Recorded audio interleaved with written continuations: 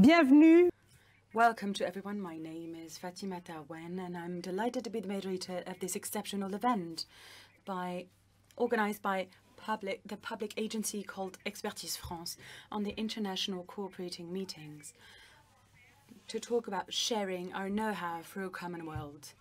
An event designed to mark the renewal of international cooperation and to build a sustainable world by sharing know-how. We will talk about this new French vision of international cooperation, the sustainable development of the planet, the COVID-19 pandemic, and the economic and social, as well as political tensions we are experiencing today are all challenges to which we are confronted. There are so many reasons to call for a renewal of this international cooperation. But before we start, I would like to introduce to you the French public agency which has been organizing this cooperation for the past 5 years. Française de coopération technique internationale, c'est agir en faveur du développement ici et là-bas.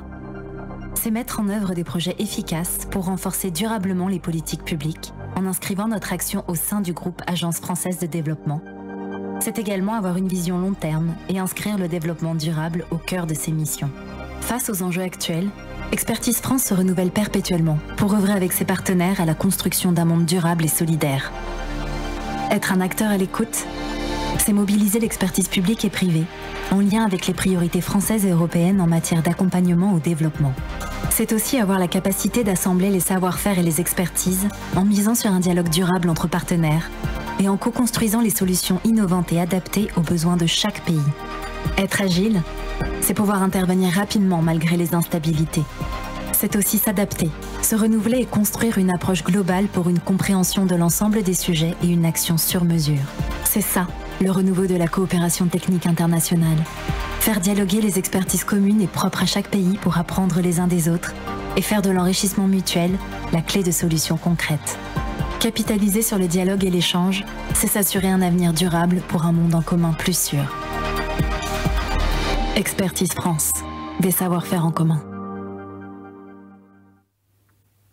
Voilà pour l'introduction à cet événement exceptionnel. This was an introduction to this exceptional event.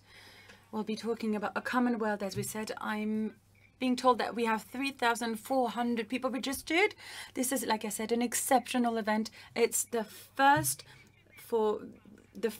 type of event by Expertise France in the 5 years of existence. It's exceptional by its size, by its density, by the number and the seniority of its guests. We'll have an exceptional event that will last 2 hours and 30 minutes, 2 hours of exchanges, of discussions. We'll be sharing live with you. We have simultaneous translation available in English and in French. We'll have 2 panels of 45 minutes each with high-level guests. A first roundtable will focus on the priorities. So what are the priorities and know-how in order to face the challenges of tomorrow? Now, what are these challenges? We have COVID-19, biodiversity, social inequalities. There are numerous. And second roundtable will focus on the innovations for effectiveness of development cooperation. So do not hesitate to join this conversation. I will try whenever possible to share your questions as well as your reactions with our guests. And to kick off this event, let's listen to the one person who has been pleading for a renewal of French cooperation, Mr. Ministry of Foreign Affairs, Mr. Jean-Yves Le Drian. Dear Jérémy Pellet, ladies and gentlemen, in the face of the COVID-19 crisis and the major challenges of this century, we need a real renewal of solidarity at global level. And I would like to welcome you to this event. We know that we need this renewal in order to mobilize our new avant l'été. This bill of law is a programming law which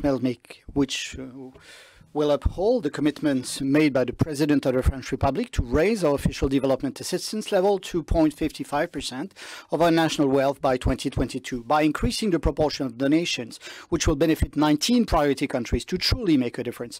As you know, our individual health depends on the health of all. That is the reason behind our combat to make vaccines against COVID-19 new global public goods within the Act A initiative, and that is the major lesson we learned in 2020.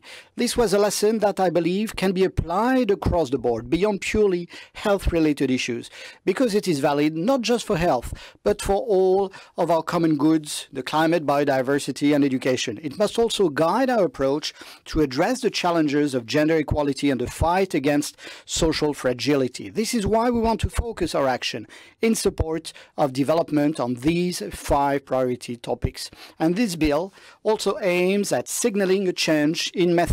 It is no longer a question of taking action for our southern partners, but of taking action with them, with the states, with the local governments, with civil societies, and with the diasporas, because the challenges we face are common challenges. To become more efficient, we will also strengthen the political leadership of our inclusive development efforts by clarifying the chain of command and responsibility. From the pinnacle of the state to the local level, and including the agencies, and particularly the Expertise France agencies, which this bill will formally attach to the AFD group to expand France's offering, helped by a full range of tools such as loans, donations, guarantees, and technical assistance. Naturally, the attachment of Expertise France to the AFD organization will fully respect what makes French public expertise around the world so unique. This uniqueness is not just the excellence of a field of expertise. It is driven by the strength of a commitment and a certain idea of development, and the French model that we must defend everywhere, that on the pretext of assistance, certain powers may attempt to gain an advantage, and where our partners look to us for other values, other relationships, and another path.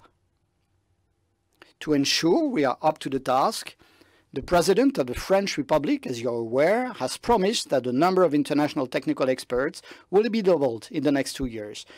The boosting of French expertise internationally will benefit more geographical regions.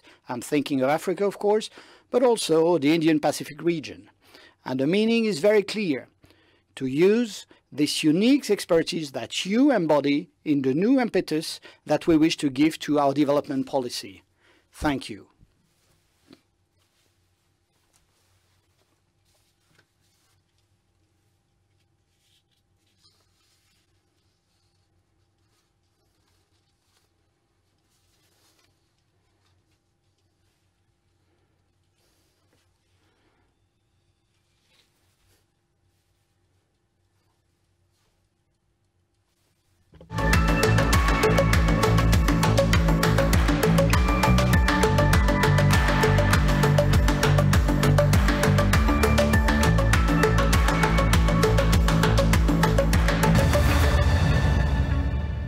Bienvenue. Welcome to those of you who have just joined us. We are still in this exceptional event of Expertise France.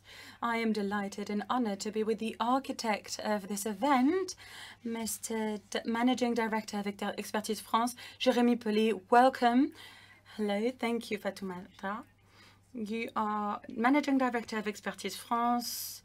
You have been, you have worked at Agence Française de Développement as Deputy Director General. So what does this event mean to you today? Well, it represents a lot. First of all, I would like to say welcome to the 3,400 people we have live with us. And to answer your question, I'd like to go back to and to talk about the word cooperation. What does cooperation mean? Cooperation means operating together, not in a medical sense, but working together. And on the international sphere, it means creating a common world. Hence the theme of our event today. And creating a common world, when talking about technical cooperation, what does it mean? Well, it means how to bring answers to the major stakes and challenges that we are all facing. How can we create sustainable development, all the while protecting our resources in the long run? How can we face, as we can see, the type of pandemic that is hitting an open world, how can we create solidarity? How can we create civil societies that are vibrant and that show solidarity? There are a lot of challenges with regards to sustainable development, and this is what we will focus on during the first roundtable. We will look at the main priorities and the strength of our action. But Mr. Jean-Yves Le Drian just said it. These are objectives, but it's also about the method, a method that will need to change because we cannot do technical cooperation the way that we used to do technical cooperation 30 or 40 years ago. Now cooperation is about open partnerships. It has to involve all the civil society stakeholders, local authorities, local governments, diasporas, with the Common Talent Program, which was just launched last week. So it's about partnerships, and it has to be a two-way street. This is where stakeholders such as Expertise France, whose role is to align people who have the same job, the same tasks in Europe, in France, but also across the world, to make sure that this peer-to-peer dialogue happens and bring its added value to each and every stakeholder. This is what the partnership is about.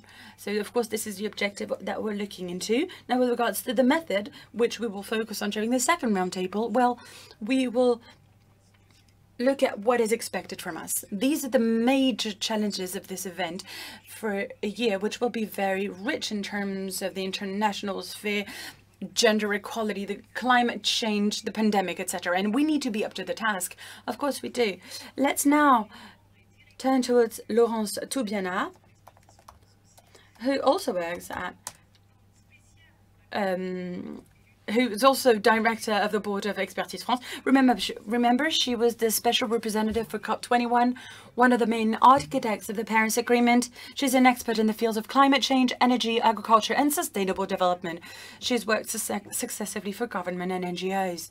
So thank you, Mrs. Toubiana, for being with us. In this event, we will address the health crisis, the environment, climate change. We just mentioned the two roundtables that we'll be focusing on later on. So, according to you, tell us how French-style cooperation, such as the Expertise France's vision, can provide solutions. Well, first, I would like to thank you for these questions. As Jérémy Pellet said, cooperation is essential to get out of these crises, the crisis of biodiversity, the climate crisis, the COVID-19 crisis. Cooperation will be essential. It won't work without cooperation. We don't have a choice. Now, it's not about just saying, let's cooperate. It's about how can we cooperate? And in the past, we've seen it. Sustainable development is a good example of this. As Jérémy said it, we had to move from a vision where cooperation and development was something that was being done between countries in the north and countries in the south. But now we need to move away from this and look at how we can do things together, because we are all impacted by all these issues, and solutions will only emerge from this cooperation. And I think this is a major turning point with regards to French cooperation. And I'm honored to preside the board of director of Expertise France, and therefore I'm delighted to see, just like at Agence Française de Développement, we can see that this vision is now shared across the board. This is a common action. We're talking about a common action and not no longer a north-south country relationship or donors. And this is important because we know that we're all facing very complex crises. We need integrated knowledge now. And this is how, and this is why Expertise France is a wonderful opportunity, because it's so complex and has such diverse knowledge and know-how. The notion of cross-disciplinary knowledge needs to be ever more integrated. And we know that this is a major asset of this agency. I was listening to you, and I was thinking about this wonderful project on blue economy in Algeria, which really tackles everything: the environment, biodiversity, governance. It's a wonderful project, and I think that Expertise France has a wonderful added value. Its added value is really to be able to integrate all expertises towards a same project.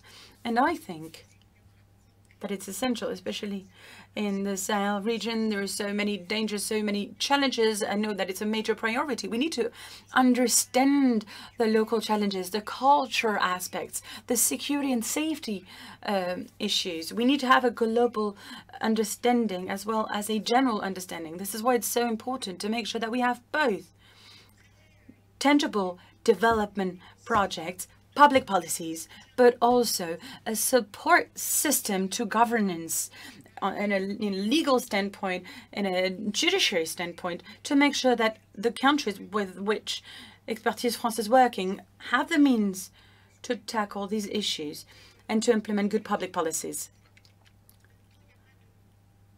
And at the same time, we need to give context to everything that we do, of course, and the way that expertise can be generalized and used.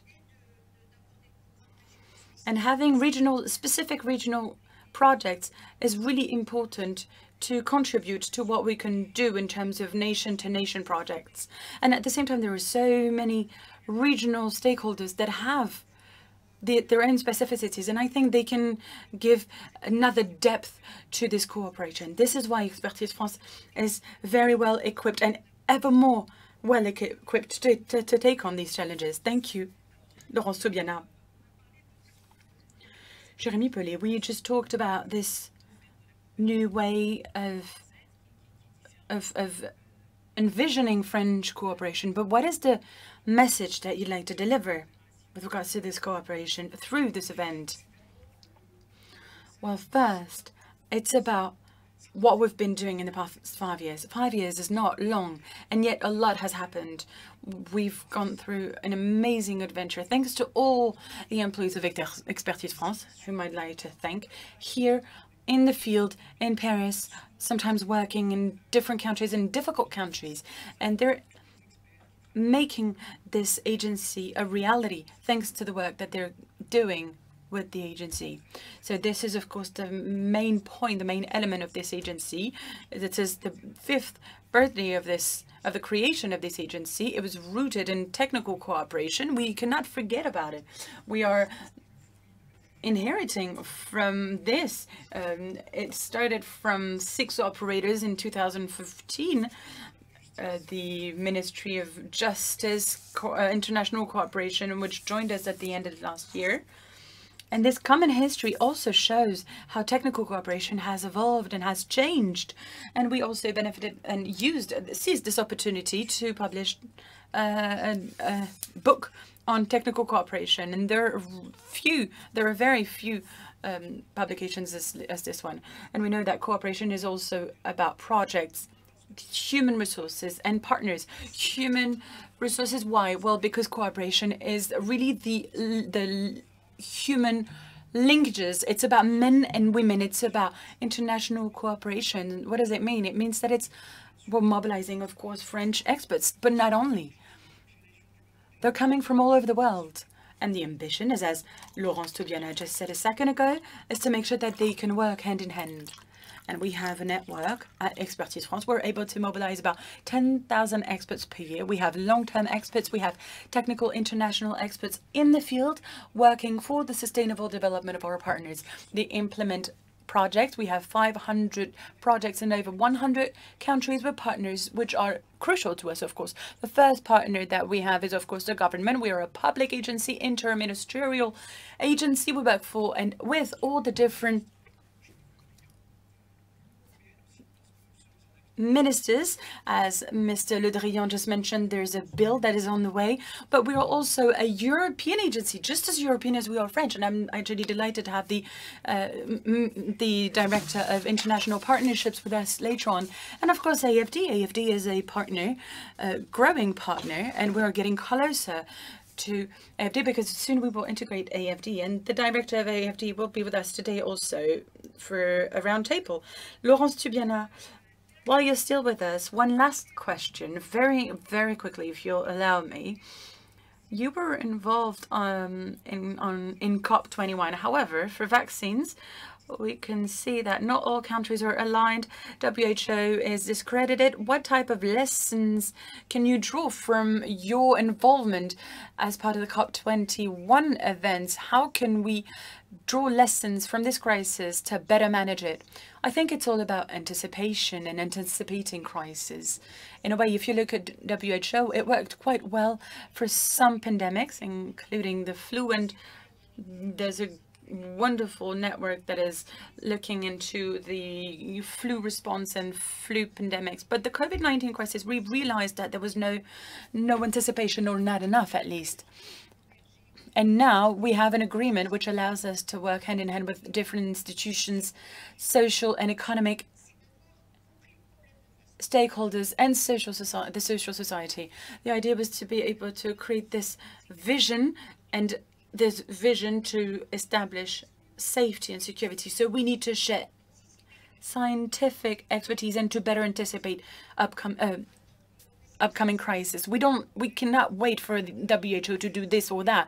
We need to be able to share openly information to better anticipate these crises, so that first, well, we do need to do prevention, and there's a lot to be done with regards to prevention and draw lessons from the COVID-19 crisis. But we need to have these networks to make quick decisions in order to tackle these challenges and these crises. But like I said, prevention, sharing information, this is exactly what will allow us to prepare to these future pandemics, which will probably arise in the future. Thank you very much, Laurence Toubiana. Jérémy Pellet, you said it. Expertise France will join and integrate AFD.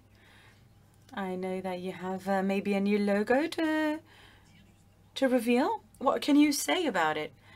What are they? How are they going to feed one another? What about this merger? Well, first, we cannot wait to join the Freight Agency development. It will the merger will occur on July 1st, 2021. It's a wonderful project. It's a real milestone for both agencies, and I'm convinced of the added value for France and for Europe to have a stakeholder which has a technical assistance dimension and a financial offer that is in fact already the case, since we have already begun a real operational link. And this is what will allow us to take on the different challenges that Laurence mentioned. So we will be able to better anticipate future challenges, but also to have a long-term vision. And this is what we need. And this offer is at the heart of the project of merger with Agence Française de Développement. Now, of course, we will keep our specificities. We are we're really based on operations. We have this agility. We will continue to work with a lot of different partners, and we need to continue these partnerships. And this is part of the elements that will be crucial in the future for us. There are a lot of milestones that we've reached already. We will move to a new site in a few weeks' time, and in a few years' time, we will have new offices within the AFD group to show and to give a tangible aspect to this merger. So this is a real change between continuity and transformation. This is why we have decided to change the visual identity this year with a new logo. And I think it will mark both our belonging to the French team, to the FD group, but also it will showcase our own specificities. Here is the new logo, an E and an F with the colors of the French flag. Hashtag Common World. Yes, by the way, you can use this hashtag to take part in this event if you want to ask questions, if you want to step in, if you want to ask questions. Also, do tell us from where you're watching us. It's always nice to know that this event is actually being watched by people from all over the world. I know that we have 3,400 people watching us, and I know that you're coming from all four corners of the world, and it's wonderful. Now, before we move on to the next part of the program, I know you cannot wait, just like me. This was an interesting introduction. Thank you very much, Mr. Poulet. Merci. Thank you very much, Mrs. Toubiana. Before we move on to the next part, as a general introduction, let's listen to Hervé Berville. He is he works in the Côte d'Armor. He works at Expertise France, and he is deputy of the second constituency of Côte d'Armor. À tous, je suis très heureux d'être parmi vous pour ces premières rencontres internationales de la coopération. Nous avons de la chance en France d'avoir un opérateur, une agence Expertise France qui nous permet de déployer à l'international l'expertise française sur tous les enjeux d'aujourd'hui et de demain.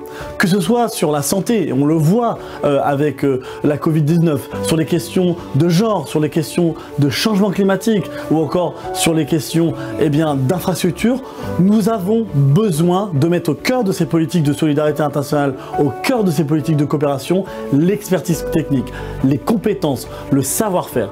Et grâce à Expertise France et aux centaines d'employés qui sont en France et puis déployés partout dans tous les pays partenaires, nous avons la chance d'avoir des acteurs engagés sur le terrain qui permettent de répondre aux enjeux globaux, aux enjeux communs. Je suis convaincu que ce nouvelle étape pour Expertise France, qui est l'intégration dans le groupe Agence Française de Développement, permettra de mettre au cœur, au fond, les compétences, le savoir-faire, l'expertise, et qu'on alliera financement avec l'Agence Française de Développement et puis capacité de projection de cette expertise. Donc vous le voyez, mes chers amis, sur tous ces enjeux globaux, tous ces enjeux qui nous préoccupent, qui font qu'on a envie de participer à la marche du monde, on a envie de faire en sorte de résoudre tous ces problèmes communs, l'agence Expertise France sera au cœur de ces solutions, et donc c'est pour ça que je suis très heureux d'être parmi vous aujourd'hui pour démontrer encore une fois à quel point c'est important pour nous, pour les parlementaires, pour les citoyens français et de manière globale pour tout l'écosystème du développement international.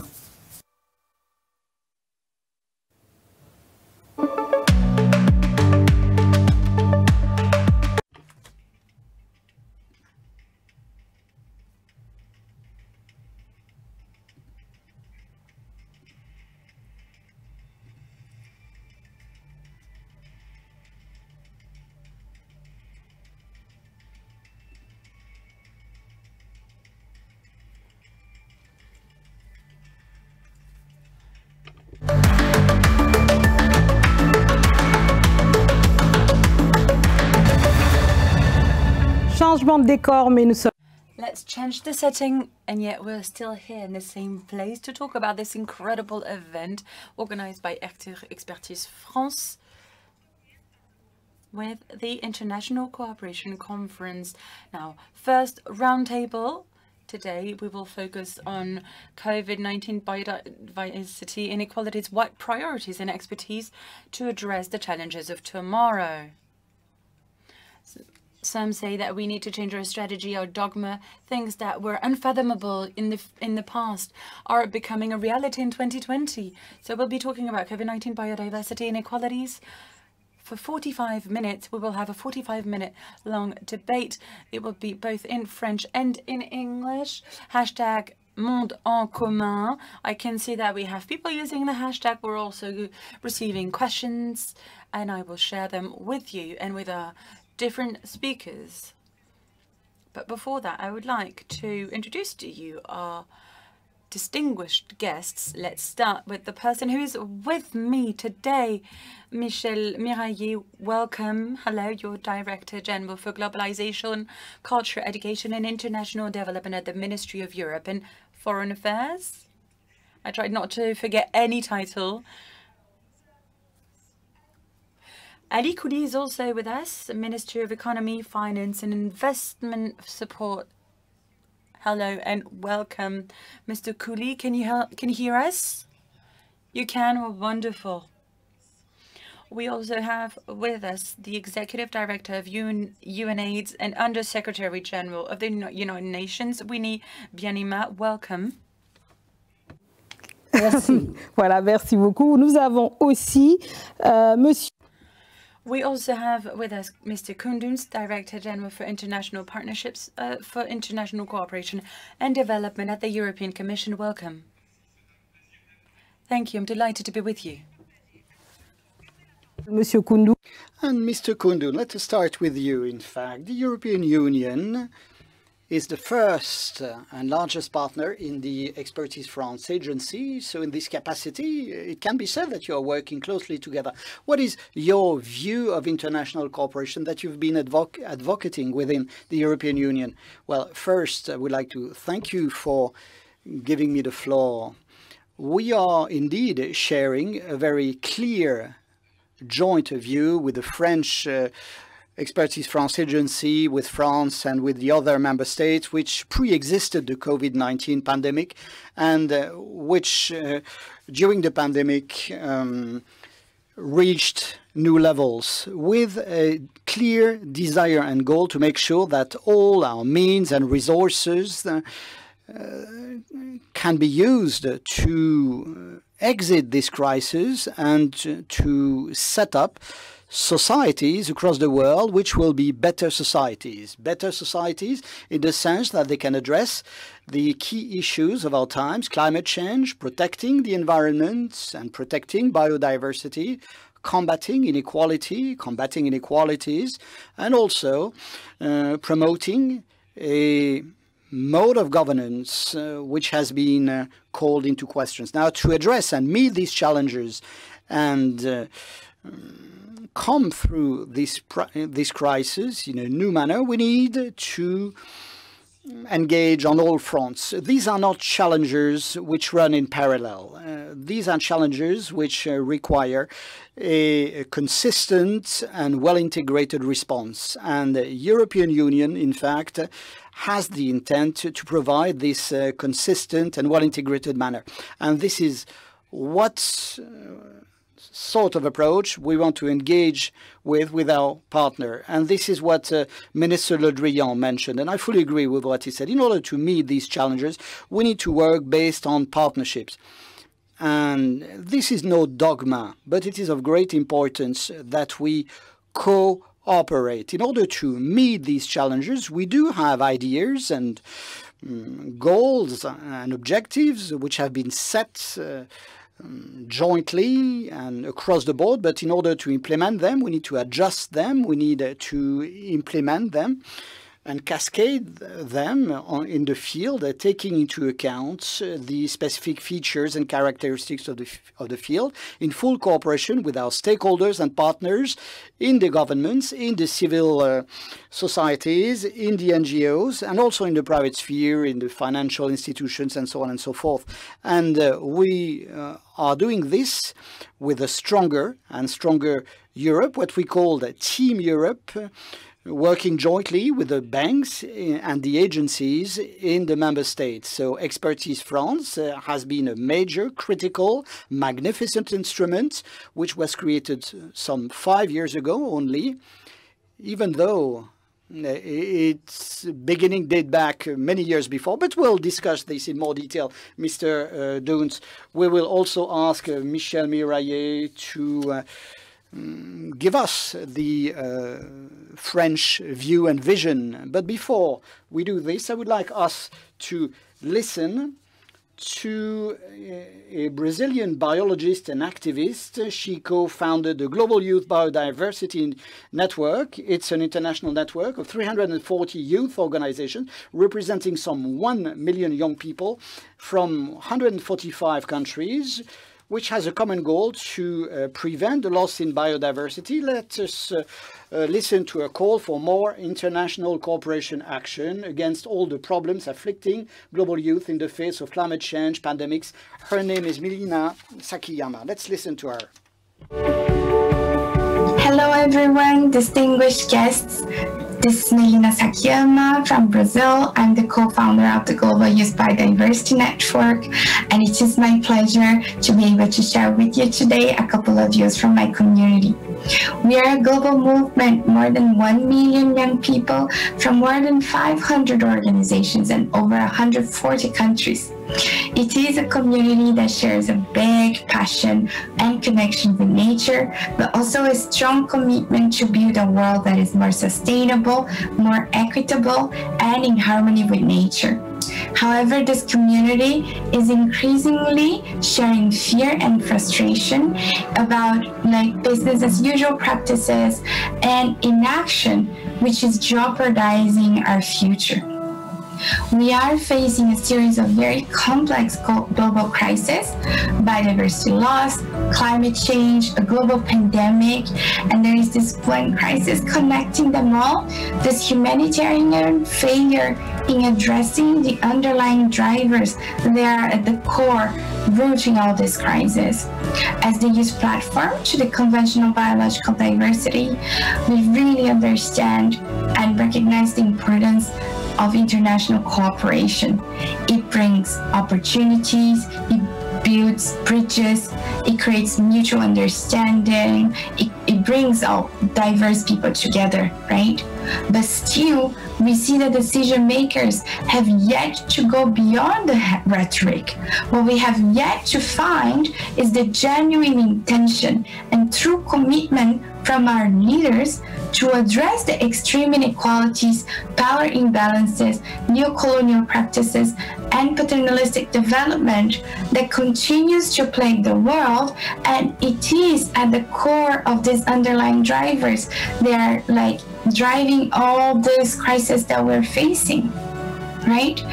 And what I really wanted to share is a little bit of bright spot, hope, because young people of today truly embodies this intention.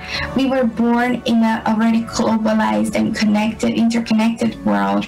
We have experience in sharing, in building relationships across peoples, borders, cultures, and we really believe that we can contribute to this world. We can find pathways together so that through truly meaningful and just partnerships, we can find answers and we can find ways to address those crises. So I'm here with a personal invitation from our community to start working together and form intergenerational partnerships so that together we will find ways to reach this future that we all deserve. Alors on est toujours. Well, we are with our first panel discussion. It is my pleasure to have Michel Miraillet sitting next to me. We heard Koundoun's promote this common view between the European Union and France on this new international cooperation policy. How would you define this new vision promoted by France? Well, I would be tempted to say, as Koundoun said, which I want to greet on this occasion, I would like to define it as an obligation, because there's no other way than multilateralism. This is the only way forward.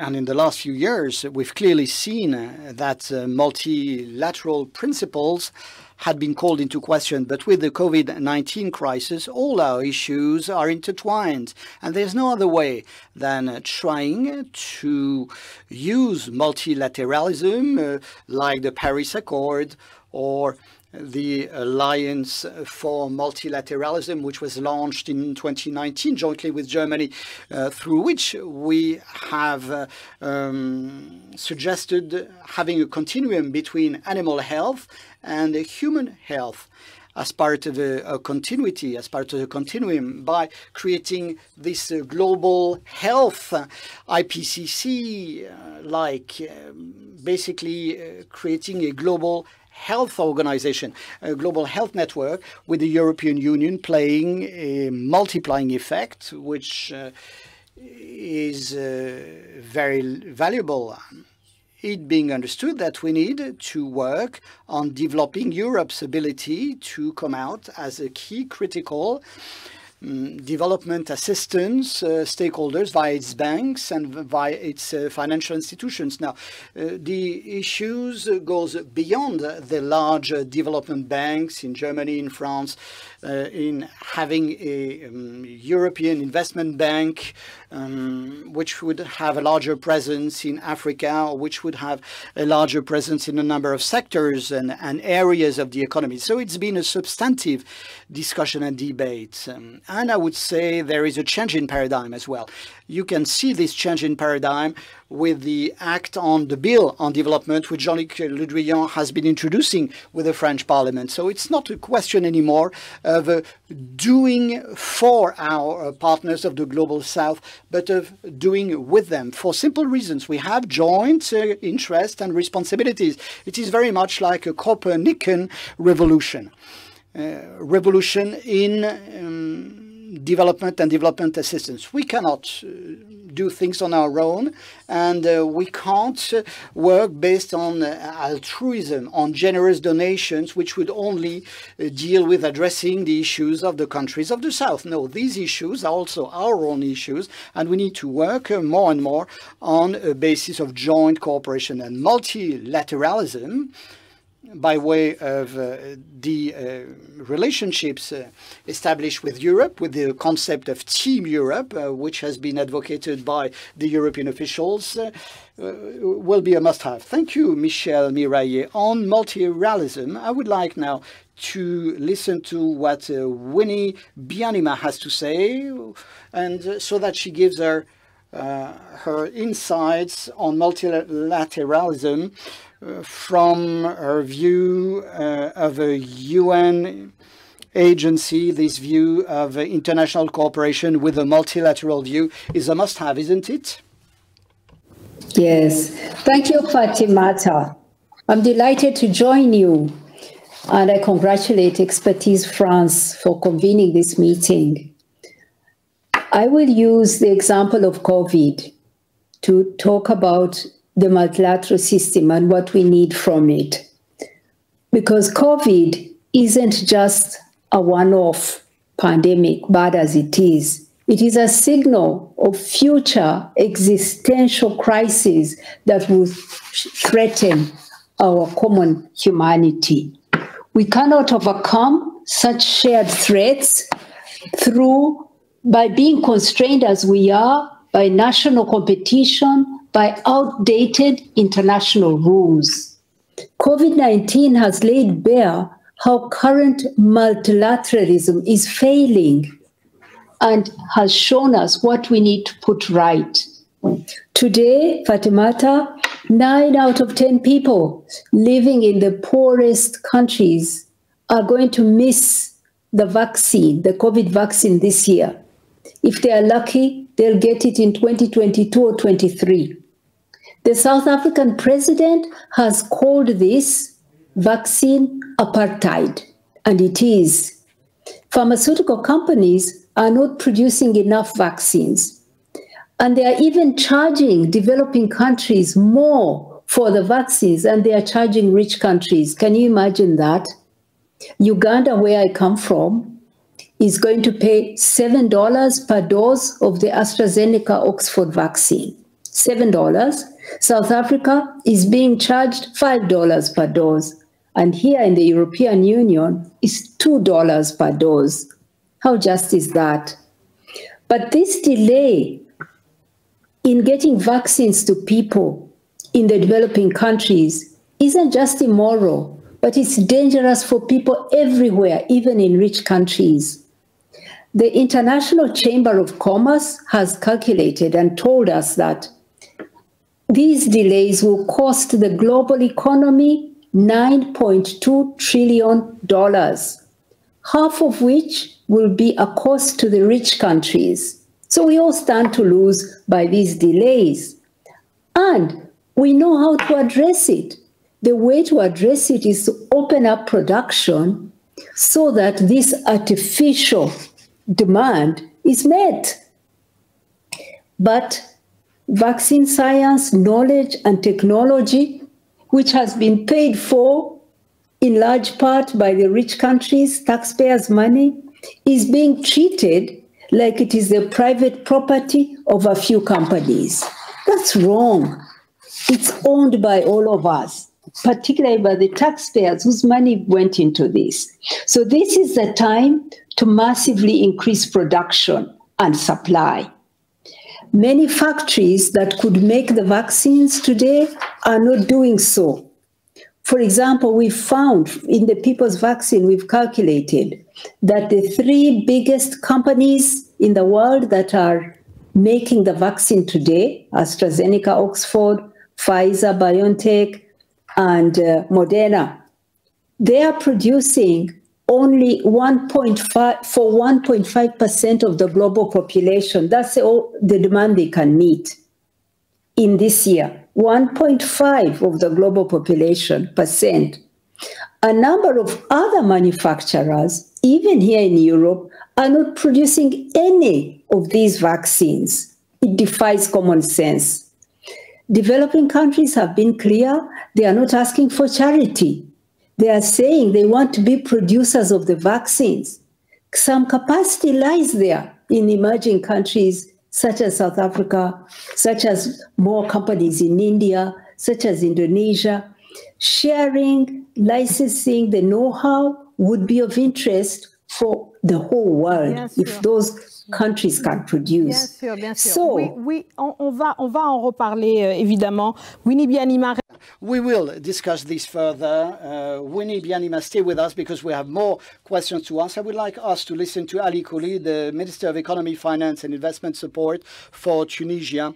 You've been an important partner to Expertise France, including in issues of economics, entrepreneurship.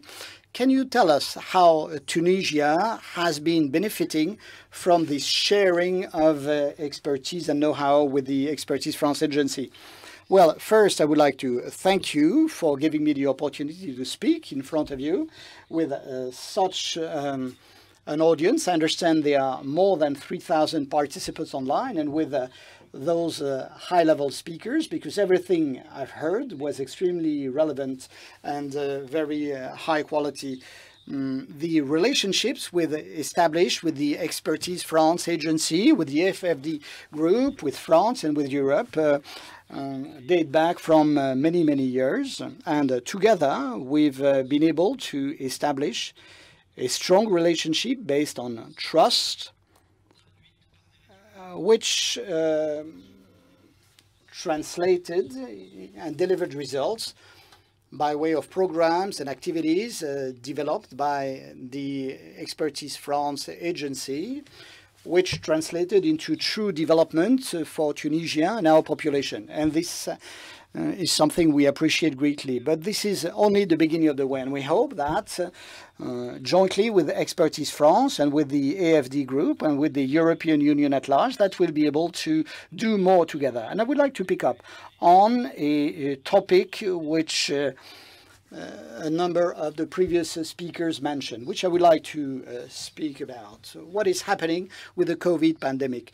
What's been happening with COVID demonstrated how fragile we all were, how our world was fragile, our world which believed that we could beat any crisis, which we thought that the crises were things of the past, that the world wars were behind us, that crises of high magnitude were behind us. But this pandemic showed how fragile and how weak we were, showed that a virus could stop the whole world, that it could stop the whole world, not just in the weakest countries, that it could also stop all of the world. And in front of this disease, some form of equality was gained. Everybody was afflicted. Everybody was affected similarly. What we expect from the French Expertise France agency, what we expect from France and from the world is that equality in front of diseases be translated into equality with treatment and therapy. As Winnie said, it is important that we don't maintain a divide between the north and south,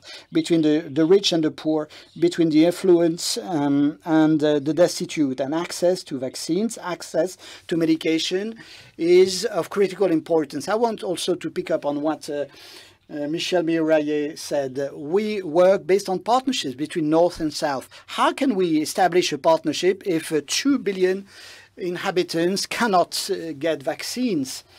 These people travel, these people move around, these people are into contact with others. These people should not be vectors of diseases going forward. So together, we want to translate all this theory to action.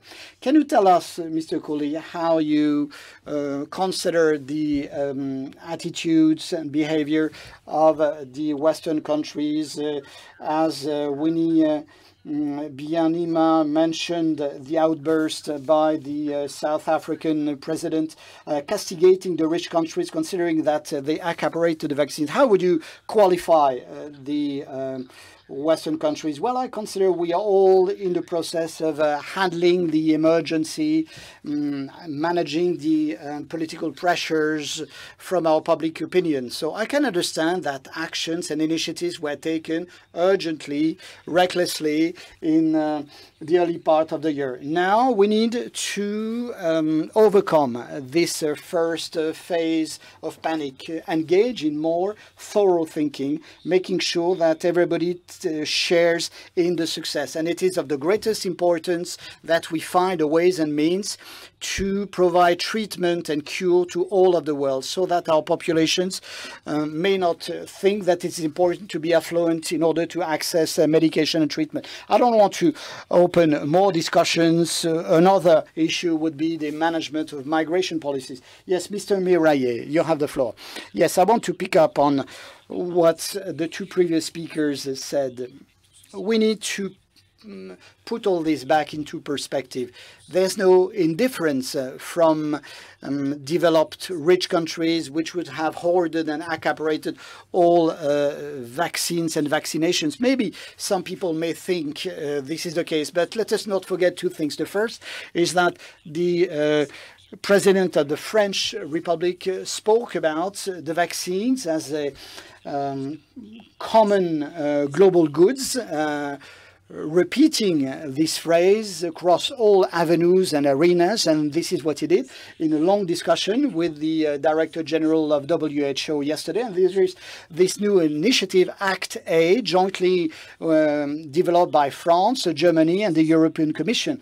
With this system, we have four pillars. One is vaccination research and innovation, which was subsidized by way of billions of euros so that European Commission could buy vaccines. But all this is a long-winded process because you have to check the validity and quality of the products. And we've also put together a COVAX facility enabling countries to access vaccines, but also helping 92 countries which have been approached for assistance. And as the executive director of the UN AIDS agency said, there is a bottleneck with respect to vaccine productions, but as early as March and April, the first vaccines will be ramped up and will reach out to these countries. So it is a bit too far to say that there is indifference, but when you spoke about differences in prices, let us be tangible. Differences in prices, that a European country will pay $2 a dose versus Uganda paying $7 a dose. How can you explain for these differences? Well, you have to go back to the manufacturers. What I can see is that several European countries have engaged in discussions with these pharmaceutical laboratories since March or April of 2020, which were exploratory discussions at the time, when many thought that we wouldn't find a vaccine, that no vaccine was found against AIDS, that it takes 4 to 7 years to develop a vaccine. But the machinery accelerated and helped manufacture some vaccines, and a number of manufacturers provided some doses at cost price, but it remains a business. Right, let us listen to Koen Doens from the European Commission. So all of you have already been discussing the vaccines, the positions of the Western countries, of the European Commission. We heard President Macron advocating the idea of making vaccines a global common good, a global public good. But we wonder whether the European Union is not too weak on this file, whether the voice of Europe is being heard in the face of the US, China, and Russia. Well, I think that our voice of Europeans is being heard. Don't forget, as Michel Miraillet said, that at the very beginning of the crisis, Europe mobilized first.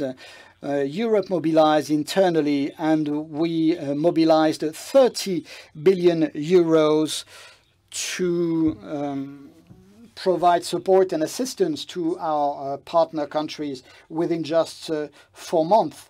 This is not incidental. 38 billion euros is quite something. We have not injected these 38 billion euros in one and a single fund. We reached out to several countries in order to set up the fiscal and the budget space they needed in order to provide health care. Number two, we invested also a lot of money, not development assistance money, but research money, into research and development activities to manufacture these vaccines, which was of great importance because without these efforts, we wouldn't have vaccines. If there were no vaccines, we couldn't distribute these vaccines. And number three, we are Team Europe, and Team Europe is the largest and first donor to the COVAX systems. And here again, we are playing fully the multilateral game to strengthen the system based on the WHO and other international organizations. I want also to emphasize that we strengthen our efforts and initiatives at the national and local levels. These vaccines, when they are available, when they will be available, will be distributed and will be managed, and much work remains to be done with respect to capacity building, strengthening the health systems of our partner countries, and we've emphasized this effort. And finally, I also find it is of great importance, and this is reflected in our discussions. In Africa, we are providing support and assistance to the African centers for preventing and controlling diseases. And this brings us back to what we are discussing today about technical expertise. We are providing financial support and assistance to these African centers for preventing and controlling diseases. And we've established cooperation between the European Center for Preventing and Controlling Disease and the African Center for Preventing and Controlling Disease, which promotes sharing of expertise, of know-how, and of experience to build capacity and strengthen capacity in Africa in a critical field. So is Europe late? Is Europe weak in its voice? I don't believe so. Thank you then for this. We will further discuss what is at the core of the expertise of the Expertise France Agency. These are the experts, the human talent, the human capital, as Jeremy Palais mentioned. But I wanted to say a few words about the economic recovery. Mr. Michel Miraillet, you are hearing countries all over to be assisted with cash to confront the COVID crisis, but also the economic crisis, as the economic crisis will be very harsh. How can you meet this demand? Well, indeed, this is the first observation we made. Initially, when the pandemic started, the true concern was that the pandemic would propagate extremely quickly with a very high level of fatalities. The big problem with COVID-19, especially in Africa, is that it generated a harsh economic crisis with the threat of ending into a food crisis. And this is something which the large international donors took into consideration very quickly. And this was the case with the IMF and the World Bank. And on the 18th of May next, there will be a large summit meeting on the funding of the African debts, when some financial packages are currently being developed and benefiting from the new U.S. administration with new fresh money via DTS assignments and missions are emerging. And this would be added to the packages of guarantees, of banking guarantees that the European Commission would be extending. We are talking about loans up to 27 billion euros. A large part of these funds could be injected into the African continent. So this growing awareness has been very clear. The response is not immediate because there's some latency, of course. You have national programs as well to provide support and assistance to the private sector, as the French AFD agency is working on. Things are not so simple, but it is a critical objective that we have to restart, to revive African economies and to attract everyone's attentions, especially in the diasporas, to support these objectives.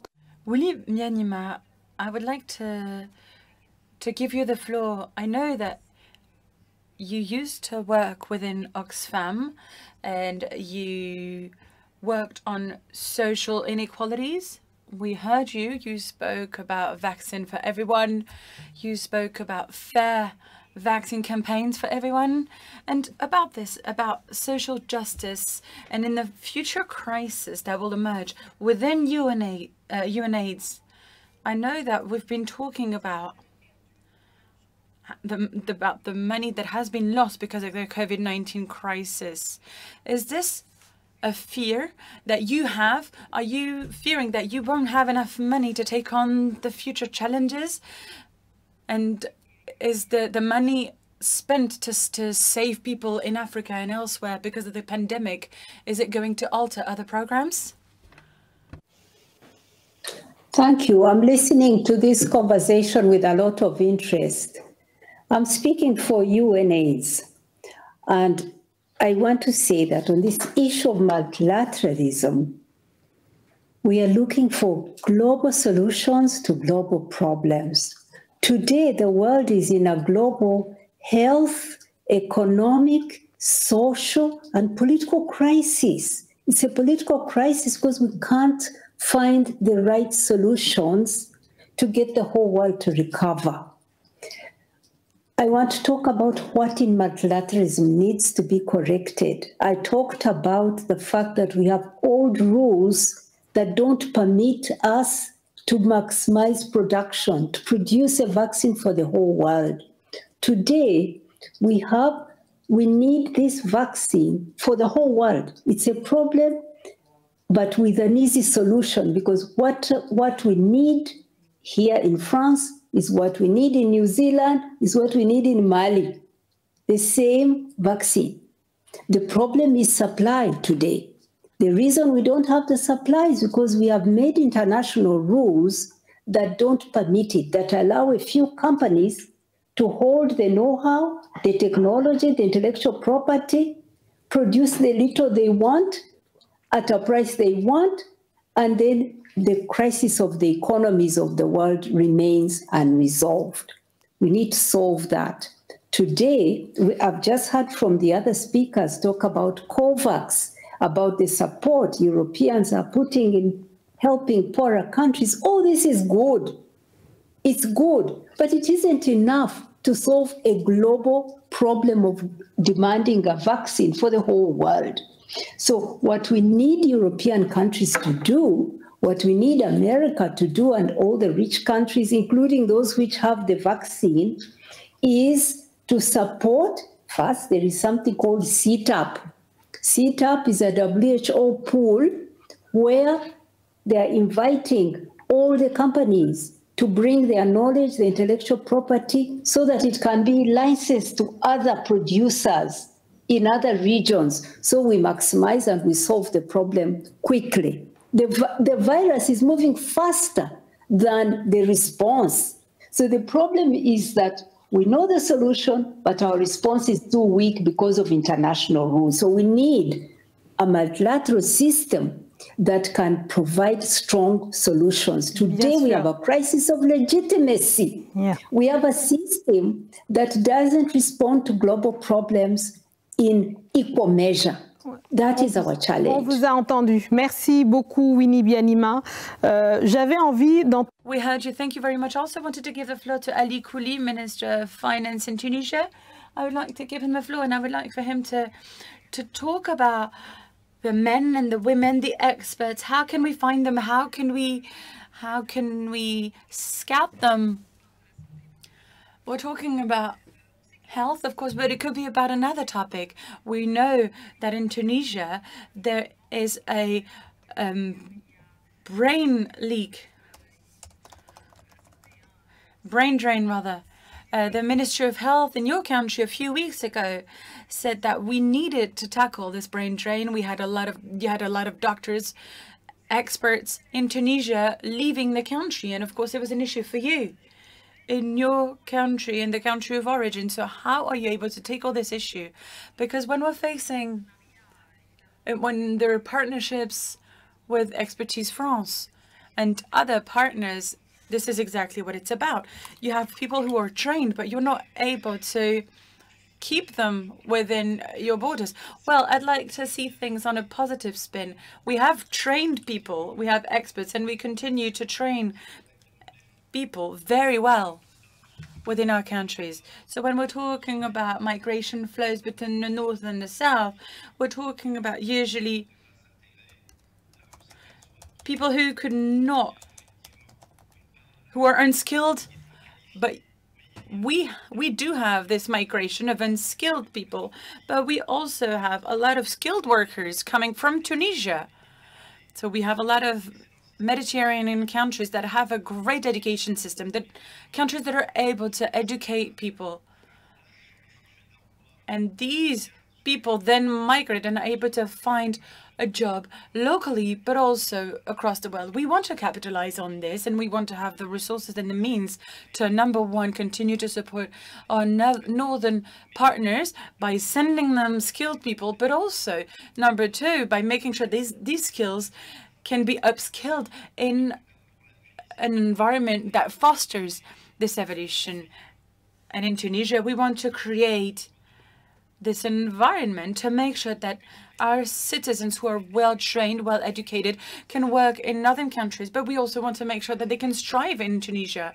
You talked about the health system, but we also have a lot of engineers migrating toward the northern part of the Mediterranean region. And I think that with the pandemic, we can transform turn a crisis into an opportunity. As you may have heard this past few weeks, we're talking about relocation of a certain number of industries. When I'm talking about industries, I'm not talking about any type of pure manufacturing process. We're seeing a lot of reorganizations of the know-how coming back from the southern eastern part of Asia back to our countries. And I know that in the future we can work hand in hand with the northern part of Europe to make sure that this relocalization also happen within our borders, because we have showcased that we are economies of knowledge where people could be trained, and that could be complementary between the north and the south. Thank you very much, Ali Kouli. I would like to give the floor to Michel Miraillet. Could you talk about these skilled men and women that need to be found to find the human capital in order to create this cooperation? Thierry Hamon asked a question via the chat online. So I'd like to thank everyone who's asking questions and commenting. How can we better detect experts coming from the south, the ones that tend to be hired by companies, as we mentioned, or hospitals in the northern hemisphere? Well, it is true that it is a major challenge. Jérémy Pelé and his teams will have to take on this challenge. As you may know, the French president has announced the fact that we will double the experts hired by the government by 2023. Now, the real question is, how can we find skilled experts? Because there's a time to send a technical expert, and there's a long time between the decision that is made to send someone and the moment that the person actually is sent to the other country. So we need to create this pool of experts, and this is a major challenge for the teams of Expertise France. I know that there are a lot of leads to answer our audience's questions. We also have a diaspora. Hervé Berville, whom we heard at the beginning of this event, told us that he started this project aiming at creating a new framework of a new know-how, as it was agreed to have a common network of knowledge to be able to detect our experts, our engineers, and our talented people from the diaspora working for the French government, but also working within other companies, foreign companies, but also working within local authorities. If this works, if this network works, the future experts of the diaspora will be paid accordingly. Therefore, we need to make a financial effort. And at the same time, French expertise is probably a question that should be asked to Jérémy Poulet and his teams. But this French expertise will probably change in nature. We can see this paradigm shift. The expertise is no longer the person being sent somewhere else who will have to live 3, 6, or 10 years in another country. And it won't only be Africa anymore, because we also have a very important objective to extend this expertise to the Indo-Pacific region. This is a priority of the government. So this is what we are trying to do. We are trying to scout people, be it civil servants, the private sector, people from the private sector, retired people from the private sector, but also people from the diaspora who should not be afraid of leaving the so-called comfort on the continent to dare to venture in unknown territories. But they have capacities, and we know that they could take on the tasks and the challenges that we could give them. I would like now to give the floor to Mr. Koundouz to conclude. Could you please, Mr. Koundouz, tell us a little bit more about the European approach with regards to skills and capacities in these men and women? How can we attract, how can we value talents to foster this new cooperation, which is no longer about financing a project, but rather about fostering this co-creation spirit? Well, actually, the answer to your question is in your question, because talents exist. They are there.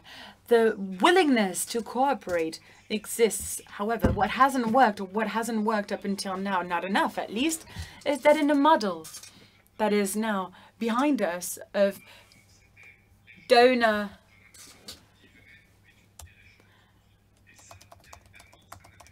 and beneficiary, it's no longer the case. This did not allow us to take on the challenges that were posed and that were experienced locally.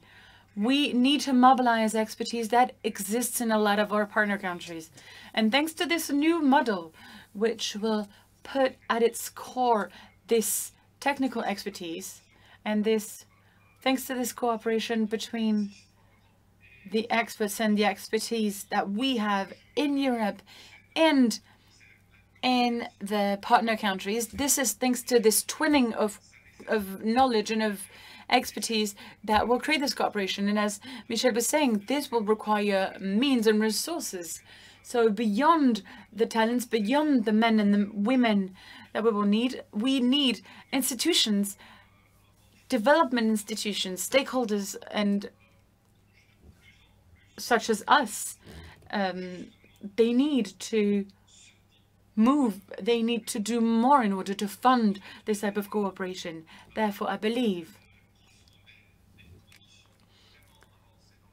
that the essential elements to move in the right direction are already there, and we just need to seize them. Thank you very much, Mr. Koundoun. Thank you, Michel Miraillet. Thank you, Winnie Bianima, who was live with us, and Ali Kouli. Thank you very much, Minister of Finance and Economy in Tunisia. Thank you very much for this first roundtable. It was very enriching. Thank you to those of you who have already asked questions. Don't hesitate. These questions will not be lost. I will ask these questions during the next roundtable because I can already see some of you anticipating on the second roundtable. Do stay with us. In a second, we will start this second roundtable where we will focus on the efficiency of this cooperation. What are the innovations that are necessary?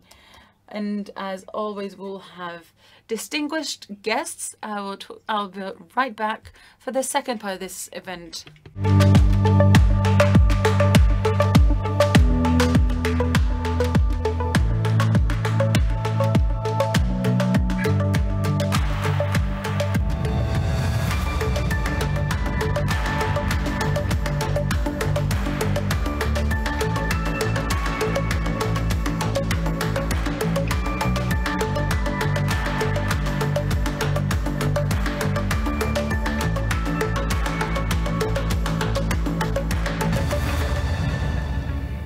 Changement de décor.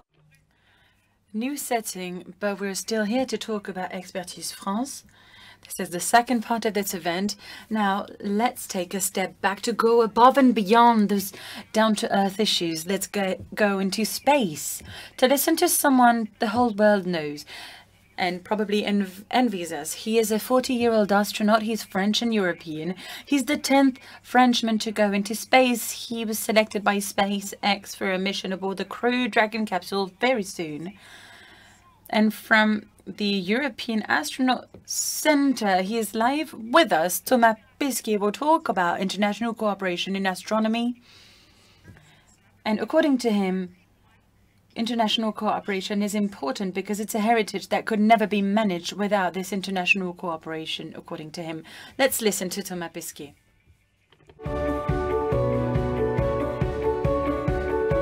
Bonjour, je vous parle depuis le Centre européen des astronautes, où s'entraînent bien sûr des astronautes de toute l'Europe, mais qui accueille aussi ponctuellement nos confrères et consoeurs américains, russes, canadiens, japonais, etc. La coopération internationale dans le domaine spatial s'est construite vraiment autour de deux constats. On est plus intelligent et plus fort à plusieurs. Il existe un patrimoine commun qui ne peut pas être géré autrement que de manière collaborative. Alors il n'aurait pas été possible d'accomplir ce que nous avons accompli sans mettre nos connaissances et nos moyens en commun. L'ambition des projets qu'on met en œuvre est évidemment titanesque. Une mission spatiale, c'est jamais une aventure en solo. Mais par ailleurs, notre objectif, nos buts sont communs et concernent toute l'humanité. Les projets spatiaux actuels posent par exemple les jalons de technologie qui changeront nos vies et ils participent à une meilleure connaissance de notre planète et de ses fragilités. Mais je crois que sur de très nombreux sujets, nous devons développer davantage la coopération internationale. Je pense notamment au développement durable et à la lutte contre le changement climatique, un sujet qui me tient particulièrement à cœur, puisque mon travail m'amène à m'interroger aux premières loges sur l'avenir de notre planète. Cette coopération, alors elle est parfois complexe, mais elle est riche d'enseignements. Je peux le constater tous les jours dans mon travail. La Station spatiale internationale, tout comme l'Agence spatiale européenne, sont des exemples aboutis de coopération entre les pays, tant dans leur conception que dans leur gestion courante dans la vie de tous les jours. Alors, je ne vous cache pas qu'évidemment, il y a parfois des tensions, des incompréhensions, c'est pas toujours facile. Tout ça demande beaucoup de coordination et d'ouverture d'esprit. Mais travailler en tant qu'astronaute au sein de ces entités internationales permet d'expérimenter la richesse du partage de savoir-faire et d'expertise. Être formé, collaborer et échanger avec des nationalités différentes, c'est une source d'efficacité scientifique, mais c'est aussi évidemment une source d'enrichissement sur un plan humain. Moi, j'ai appris énormément au contact d'autres mentalités et de cultures de travail, que ce soit au cours d'un stage de survie au cœur de l'hiver russe ou dans une salle de classe dans la banlieue de Tokyo. Non seulement on apprend beaucoup de l'autre à travers la coopération, mais aussi on se révèle à soi-même lorsqu'on se rend compte de nos propres particularités et atouts et peut-être limitations. Pour faire face aux enjeux de demain, le vivre ensemble et la solidarité entre les nations sont indispensables. Ce sont grâce à elles que nous aboutirons à des avancées majeures pour l'humanité. Alors bon courage à Expertise France pour sa mission.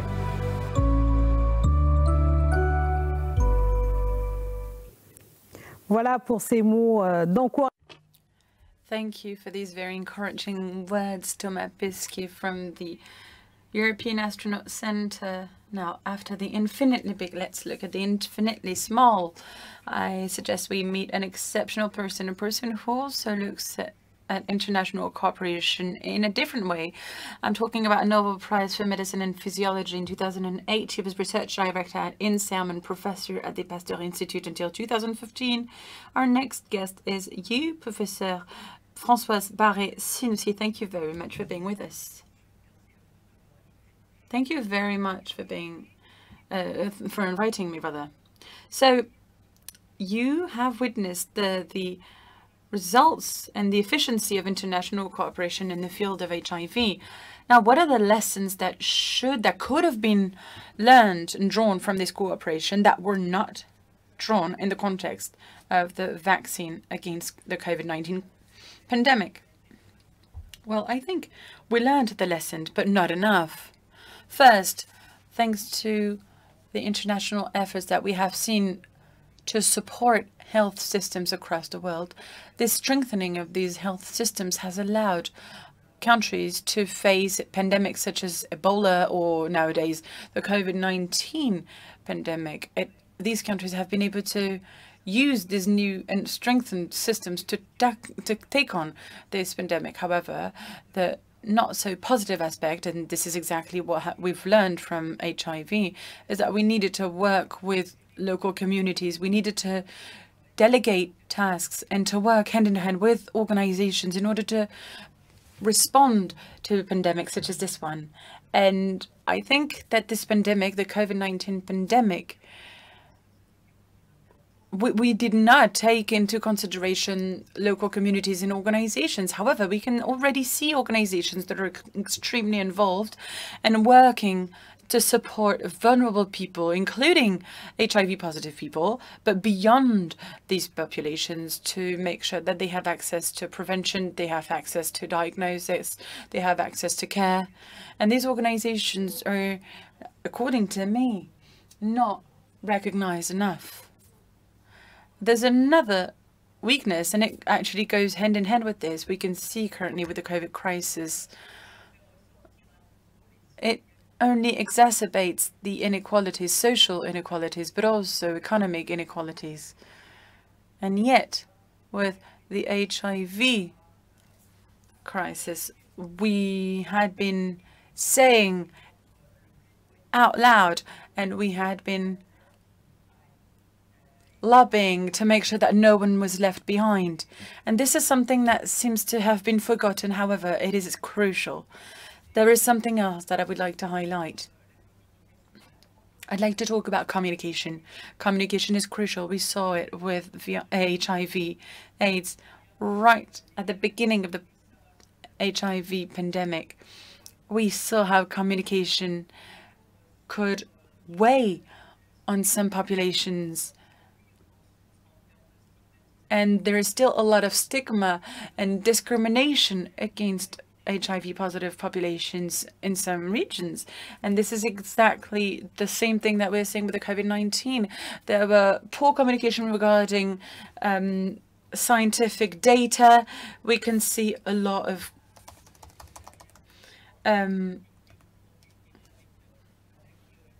people who mistrust this information now. Thank you very much. We'll talk about this later on, but according to you, what are the major assets of this French cooperation? How are we able to make a difference? Well, the qualities of French cooperation, when I hear my colleagues in Southeast Asia or in Africa, they often tell me that France does not give a lot of money if you compare to other countries, but France is present in the long run. They have a sustained action, and the fact that France does knowledge transfer, rather. This is something that I hear a lot. Also training. I think that a second ago in the first roundtable, you talked about resources and the issue of human resources in some countries, the necessity to retain trained and educated people and to train new people, I believe that France has an incredibly important position and instance with regards to education of people. I'd like to give an example. As you know, I worked at Institut Pasteur, and this was exactly the vision of Pasteur. After he created the institute in Paris, he started to create institutes in other countries, including poor countries. He started with Vietnam to do knowledge transfer and carry out activities in favor of research and public action for local stakeholders. This is in the DNA of our country, of France, to do knowledge transfer. According to you, what is the impact of the pandemic, the COVID-19 pandemic, on other diseases in terms of investment? We just heard Winnie Byanyima from UNAIDS. This is not something that is covered a lot in the media. Could you tell us a little bit more about it? Well, in terms of the impact that it has on research, it is true that we have our concerns. However, I think it's too early to be able to really assess the consequences of the crisis, the pandemic, on other diseases. We already know that it has an impact on other diseases. Of course, I'm talking about the HIV positive people. We can see that less people are being screened for HIV. So this is extremely worrisome for the future. And we can also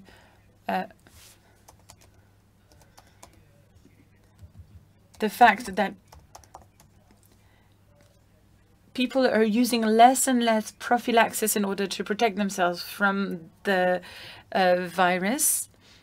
And of course, in terms of research, we need to try to fight as much as possible any impact on research, because the COVID-19 pandemic is here, but other diseases are still here as well. And we need to continue this research, be it on HIV, AIDS, but also on other diseases, knowing that we will probably have in the future to tackle other pandemics due to infectious diseases because of the climate change issue. You were just mentioning Pasteur. As you said, you worked at the Pasteur Institute until 2015. France is Pasteur's country. How are you able to analyze French people's and the world's population's distrust vis-a-vis the vaccine, the COVID-19 vaccine? You have a lot of people who are questioning scientific data. How are you interpreting this? I actually tie this into the communication issue that I was mentioning. There's a major issue with regards to communication. We can clearly see that a lot of researchers and medical staff being invited, interviewed rather, in the radio, on TV, and they don't have the same speech. So of course this is going to confuse people. This is confusing people with regards to science.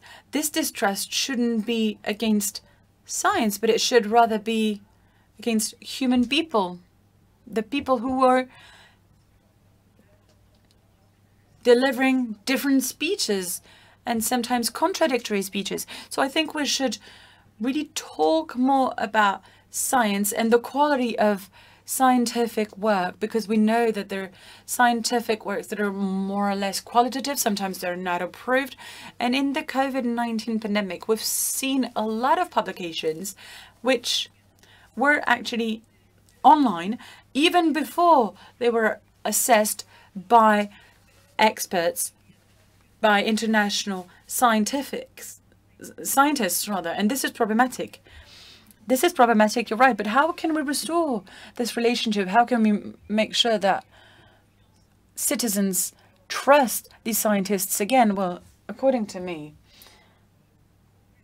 I think we will need to have more interactions with our fellow citizens. We should maybe have ambassadors, science ambassadors. They could actually be ambassadors amongst the citizens. I think this would be preferable. I think there are not enough interactions between researchers and the civil society. It was the case in the HIV pandemic, and this is what allowed us to create this relationship of trust between scientists and the civil society. And this is what we should try to foster in the weeks, in the months to come. And this is something that hasn't been done enough in a lot of countries. Now, this is a call for further integration that you are sending out to civil society stakeholders. How can such a call be heard, knowing that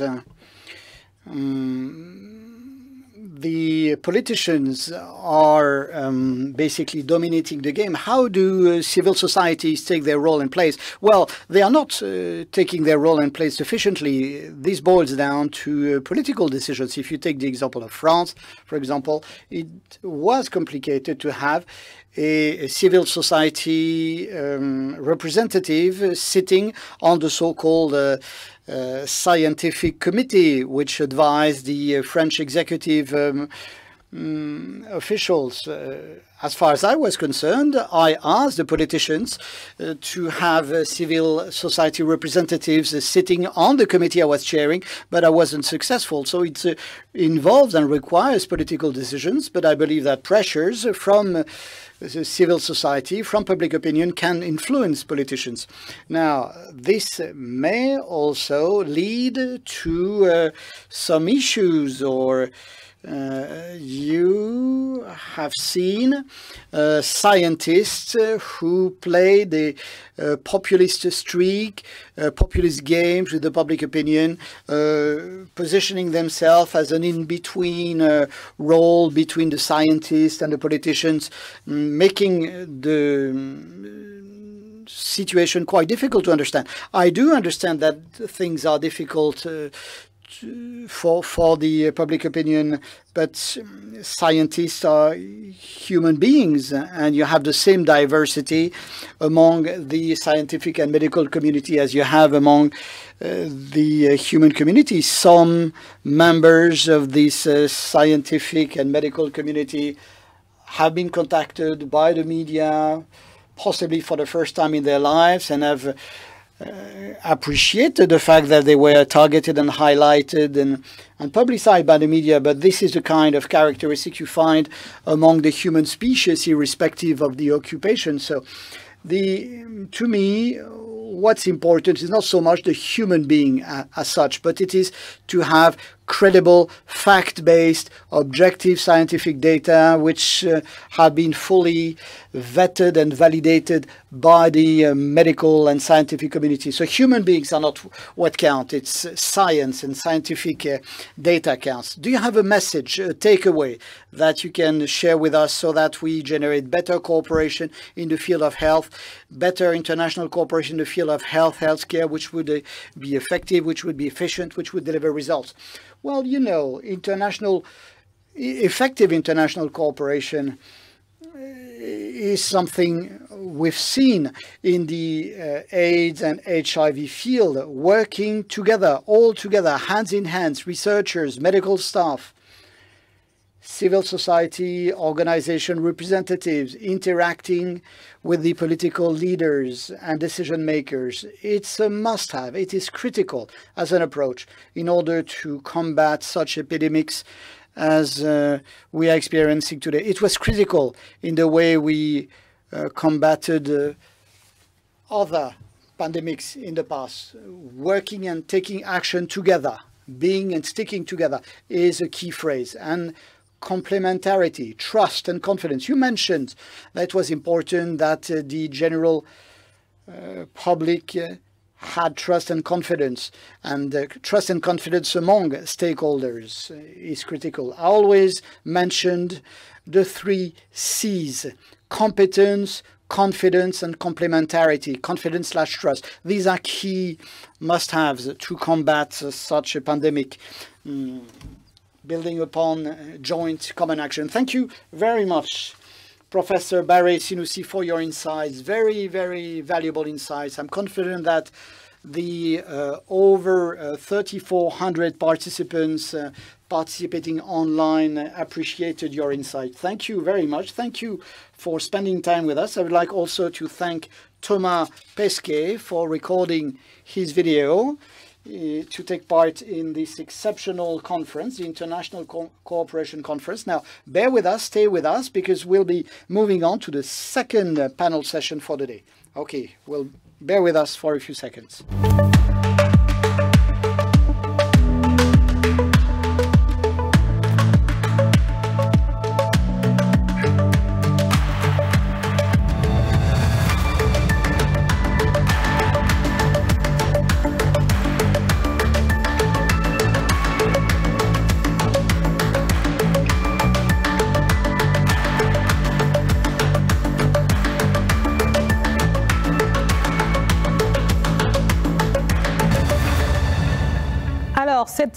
Right, the second panel session will be looking at what type of innovation to promote to serve and deliver effective, efficient cooperation to development. We'll have 45 minutes in discussions and interactions with our guests in both French and English with simultaneous translation. You have the hashtag Monde en Commun, that is World in Common in French. I've seen you have lots of questions, lots of comments. Do tell us where you are based, and I will speak about your questions. So this year, the pandemic highlighted new issues, new challenges. Now, how can international cooperation handle and meet these issues? I suggest we listen to Mohamed Lemine Ould Deby, the Minister of Finance for Mauritania, on the effective partnership-based relationship between the French and the European cooperation stakeholders. Mesdames, Messieurs, au titre du propos liminaire à notre réunion sous l'intitulé « Quelles innovations au service de l'efficacité de la coopération au développement ?» permettez-moi de revenir sur le contexte de l'année 2020. Nous subissons une pandémie sans précédent, la Covid-19, avec un impact majeur sur les systèmes de santé, un ralentissement économique mondial, des restrictions d'activité économique, un arrêt du trafic maritime et un confinement des populations en attendant le vaccin.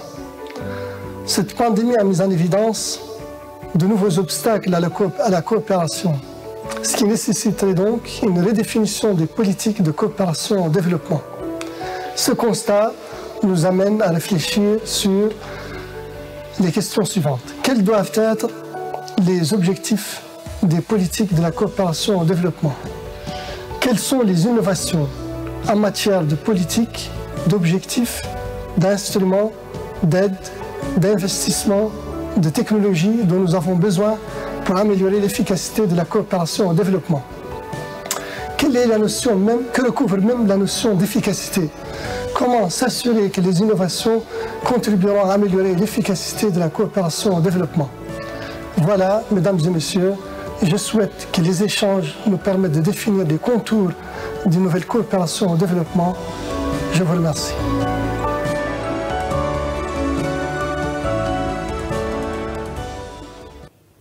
Ça y est, nous y sommes. Here we go. Participating in the second panel session. After these introductory remarks, I would like to introduce our guest who accepted to participate in this panel session. I'll start with the female guest. We have Hindu Umaru Ibrahim. You are an environmental activist. You are a member of Chad's pastoralist and Bororo community. You are the chair of the Association for Pearl Women and Indigenous Peoples of Chad. Welcome, Hindu. Next to you, we have Remy Rioux, the Director General of the AFD, the French Development Agency, which is the parent company of the Expertise France Agency, and we also have Magda Diop in duplex connection, the World Bank's Vice President for Infrastructure, covering the divisions on energy, extractive industries, transportation, digital development and financing, infrastructure and public-private partnerships. And you are now following this live session from Washington. Remy Rio, you'll be kicking off this discussion. You are the parent company of the Expertise France Agency. You are the Director General of AFD, the French Development Agency. What is your view on the work being conducted by Expertise France, knowing that in the AFD group, Expertise France will be the expertise building group? What is your view on this agency? Well, first, I want to say that I'm very happy to be here sitting next to Hindu and on the same panel with Magda Diop, and we'd like to celebrate the anniversary of Expertise France, the 5th anniversary of Expertise France, as we are sitting here today discussing these issues as we are celebrating this 5th anniversary. I remember Sébastien Laurent Dupin back in 2015 when Expertise France was founded. I want to thank and pay tribute to Jérémy Pellet's hard work, as well as all the hard work posted by the Expertise France team in the field. We meet with them, we work with them in Paris as well to commend the great work they've done. They have just incorporated a new building block called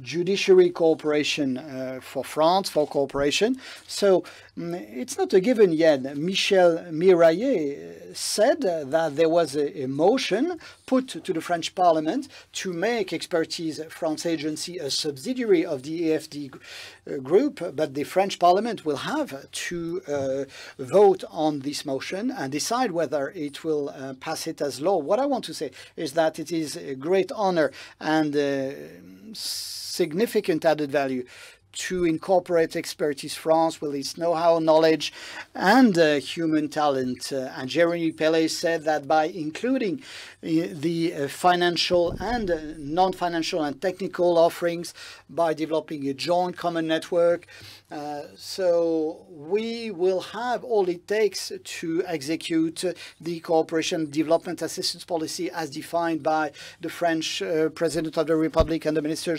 Minister Le Drian has been developing for a bit more than 4 years. Okay, I want now to ask Hindu Umaru Ibrahim, in your capacity as environmental and social activist, you are on the front line, aren't you? You've been benefiting from these policies we are talking about. We would like to have your angle on these aspects so that you can give us your insights, your own specific special insights on these discussions. Can you share with us some examples about projects which you know, which are the result, the products of this international cooperation, so that you can give some you can give some framework to this discussion? Thank you very much, Fatimata. It's a great pleasure to be with us in discussion with Remy Rio and with Magda Diop and yourself. Now, there are many examples of projects that I could mention because the French AFD agency invested massively in sub-Saharan Africa, in the Sahel region, and especially in the country of Chad, which is my country now. If I can share with you an example which is dear to me, which affects me very closely, because I'm a traveling pastoralist member.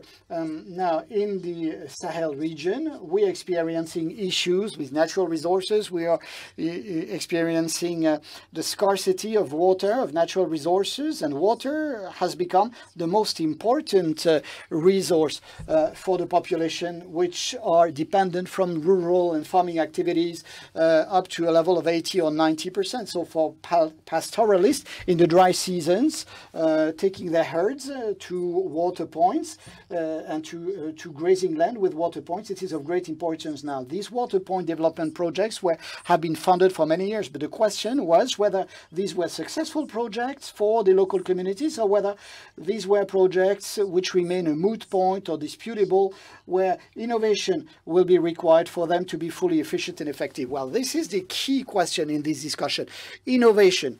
Let us now turn to Maktar Diop with this question. Maktar Diop, as the Vice President of the World Bank in charge of infrastructure and of these innovation activities, which innovation activities did you have to step up? Did you have to accelerate due to the crisis? Because you heard Hindou Mbaru said that there is high demand for these innovations by local communities. Yes, indeed, Fatimata, and I want to say hello to Remy, Ryu, and all of you. This unprecedented crisis emphasize the need for innovation, greatly so. The need and necessity to innovate, and the fact that we are no longer in physical interaction, that digital technology is key in everything we do. There were great innovation in digital technology. We saw that services are now being delivered by states and governments in the field of healthcare, education, and many, many other fields. Digital technology is of greater demand, greater use.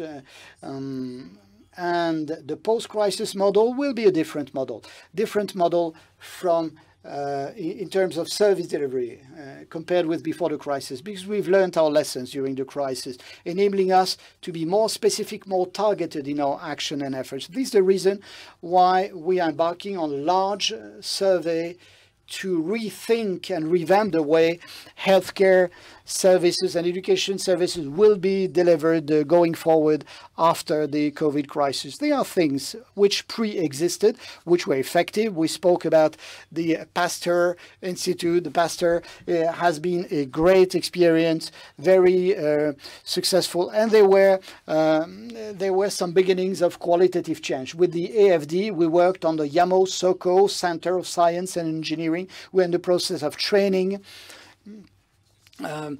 based on a partnership between Pont HEC and Polytechnic School in France and the World Bank and the FD Group. We are supporting engineering schools in Yamoussoukro. We're also extending this experience in other countries, and we believe that by way of capacity building, strengthening the education and training institutes in African countries will be a way to solve the service delivery issues.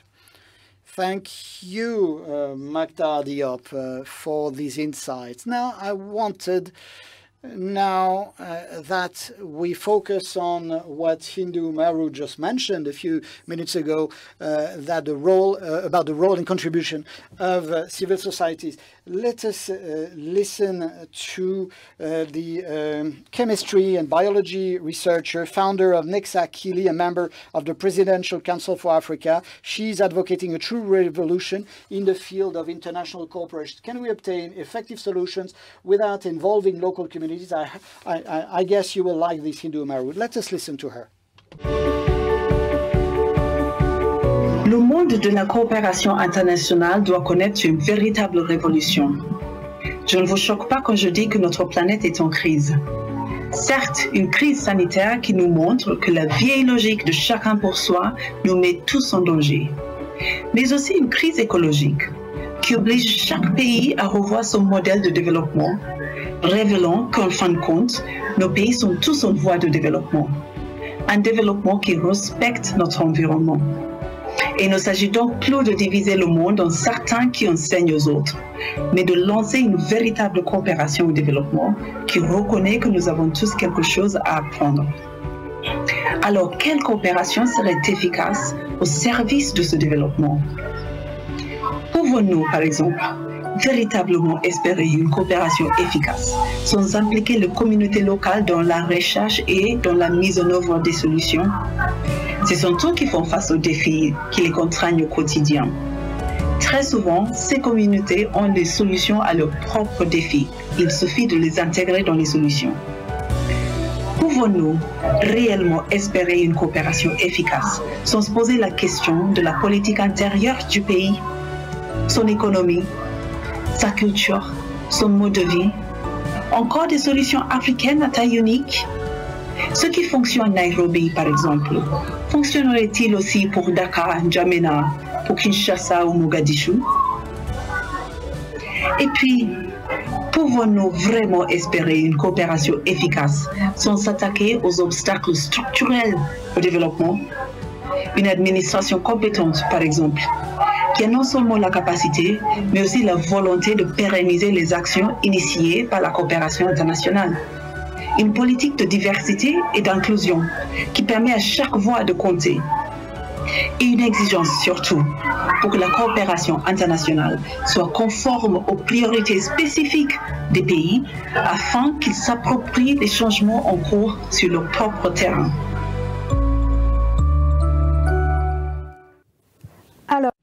Well, Hindu Maru, we listen to Yvonne and Buru. Do you believe it is possible to succeed with a project? You spoke about a project which you know well. Can we succeed? Can we successfully implement a project without involving local communities? Well, the shortest answer is no. No, you can't. You can't successfully implement a project without involving local people, local communities. And I'll tell you why. When you want to go ahead with a project, you tend to develop the project, to write it, and go to the field and tell the beneficiaries, your beneficiaries will roll out and execute the project. But such a project does not work. For a development project to work well, you need to prepare and develop the project with the local communities themselves. You need to involve them on the definition of their needs. I'll give you an example. The FD group came up with a great, extraordinary innovation in Mali. It was on access to education. Initially, they were financing people going to the local communities and which would travel around and do some schooling 1 day or 2 days out of 3. But they were being paid every day, and the children would not go to school. Well, when you spoke about, when we spoke with the communities and asked them why the children did not go to the schools every day, well, they realized that it was not the children who didn't go every day, but it were the teachers who didn't spend all days at school. Once the teachers realized that they were not paid if and when they did not go to school, then they would go and teach in the schools every day, and it improved things. There are other examples in the field of environmental protection. You cannot successfully implement an environmental project without involving people, and especially involving women. Women need to be involved to make sure a project will be successfully implemented. In such an example, when you say that you need to finalize the Sustainable Development Goals by 2030, giving us some 10 years only, but 80% of indigenous people protect 80% of the global biodiversity, but only 0.5% of funds are injected into local communities. And women, indigenous women, are the ones who protect the nature, who heals the nature and restores it. So for this project to be successful, then these local indigenous communities need to be at the core of these projects, and that they can draw up, develop the projects. They can't just be beneficiaries, but partner of the project. Remy, Ryu, this question of being partners to projects is of key concern to you. Can projects, development projects, be successfully implemented with the notion of co-creation, co-development? Is it possible to successfully implement a project without involving local communities? I believe that the world of development and development assistance is a totally different world. It totally changed 5 years ago when Expertise France was founded. Before 2015, we knew, quote unquote, we would know things, we would explain things, we would fund and finance projects which had been developed elsewhere and not in the country, where people had a request, had demand, and welcomed us. And the results and effectiveness were very unequal. And then there were new stories with the Paris Accord and the new Sustainable Development Goals involving everyone, all stakeholders, to be engaged in sustainable goals. And sustainability solutions can be developed everywhere. So development and development assistance should no longer be interpreted and seen as assistance, aid, and or solidarity. It is very respectful to have solidarity, but it's something else. It's about investing into solutions which will be inspirational to fuel transformational activity. This is true for climate protection. This is true for lots of other issues, education, healthcare. There are takeaway messages, lessons to be drawn. You mentioned how Africa responded to COVID-19 pandemic. I'm not trying to compare things here. I'm trying to take inspiration from what's being done. And I believe that the world of financial institutions or development assistance institutions like Expertise France is doing exactly that, to invest and to create connections between our own experience and expertise and theirs, and to move together towards achieving the 2030 goals, or towards achieving the 2050 goals, towards energy neutrality. I want to turn to Mactar Diop, the Vice President of the World Bank for Infrastructure, so that you can tell us how tangibly the World Bank successfully included and involved these local communities into the projects. Was there a change in paradigm in the World Bank in the way you've been approaching these projects, in co-developing these projects, and in involving local communities? Well, indeed, absolutely. There was a paradigm shift of great importance. If you take the World Bank policy, we have a listening in and feedback and voice of communities process in the way we manage and administer projects. This was fully included in the way we've been developing projects, in the way we've been co-developing projects, but it goes above and beyond the World Bank activities. Esther Duflo, who is the economic Nobel Prize winner, I met with her back in 2002 when I worked on Kenya. At the time, what they were doing was they were assessing action and interventions by NGOs, trying to assess whether drinking water had a positive impact on health, whether the introduction of some treatments had an impact on the health conditions of some communities. And these actions and interventions were not necessarily based on a model taken from elsewhere. It's a question now of assessing things based on facts and trying to assess effectiveness based on results. And this was an approach which involved communities based on surveys, on listening into the communities, and also assessing the results and outcomes of the program, involving correction of the programs being delivered. So when I was director of the Kenya program, this is how we totally changed the way we approach the education programs. We realized at the time that when children were contaminated with worms, they could not go to school, or they could not work sufficiently effectively, and this work was groundwork which enabled Duflo and a partner to obtain the Economy Nobel Prize. And so involving local communities and people like Esther Duflo and Michael Kremer and Baderji demonstrated this very well. This was recognized by the international community. So today, no project can be developed and implemented without involving local communities. Now, can we do things better? The answer is yes. And in order to do better, we need to involve civil society organizations more and better, listening into them more and better, that they be more and better represented. When I speak about civil society organizations, I'm not only talking about foreign NGOs coming with their own ideas and expertise, but I'm talking about local NGOs which are fully conversant with the field, with the specific attributes and characteristics of our countries. I just want to add to what Mactar said. On the 17th of December 2020, French President Macron really pushed the technical cooperation issues and wanted us to go much further with respect to innovation activities. And we just created an innovation fund for development. The first meeting will be this Friday, and Esther Duflo accepted to be the chair of this of the advisory board to this new instrument, which is hosted by AFD, but which is a full-fledged independent organization. So we'll be playing this role to push programs from Paris and to scale up in the field of education and public policy. And pastoralism is a good example.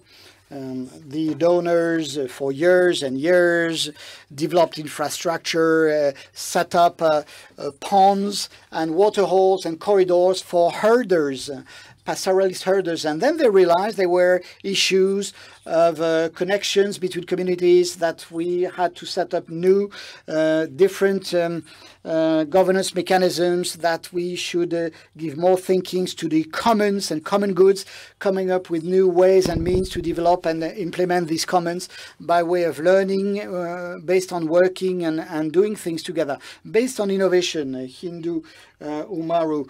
Now, this question has been a moot point and has been a problem for decision makers and leaders of NGOs and environmentalists like yourself. Now, in order to have more effective policies, what would be the ideal cocktail in terms of innovation?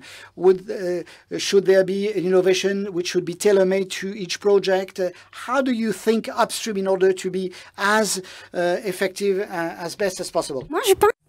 Well, first and foremost, congratulations for the new fund. And for this fund to be specific and innovative, it cannot follow this in the same dynamics as other funds. What do I mean by that? When you create a fund, you have large institutions, and when you create a partnership only with governments, large institutions and ministers, it means that local communities are discarded, and this is what we are trying to avoid, and this is what needs to be avoided. Organizations such as the ones in my community, not many people went to school, and they're always innovating, but they cannot draft a 50-page document for a project to get funds. This is what needs to be changed. Innovation is about giving direct access to funds for communities that need them now and that need them on a daily basis, to use them on a daily basis. So it means creating projects that are within reach of these communities with small funds. And when you multiply these small funds, this is what will have a huge impact. Funds that can be injected in projects that people need. For instance, when you're talking about the Sahel region, most responses are security or safety related. Of course, there are security related issues there. Of course, we have needs.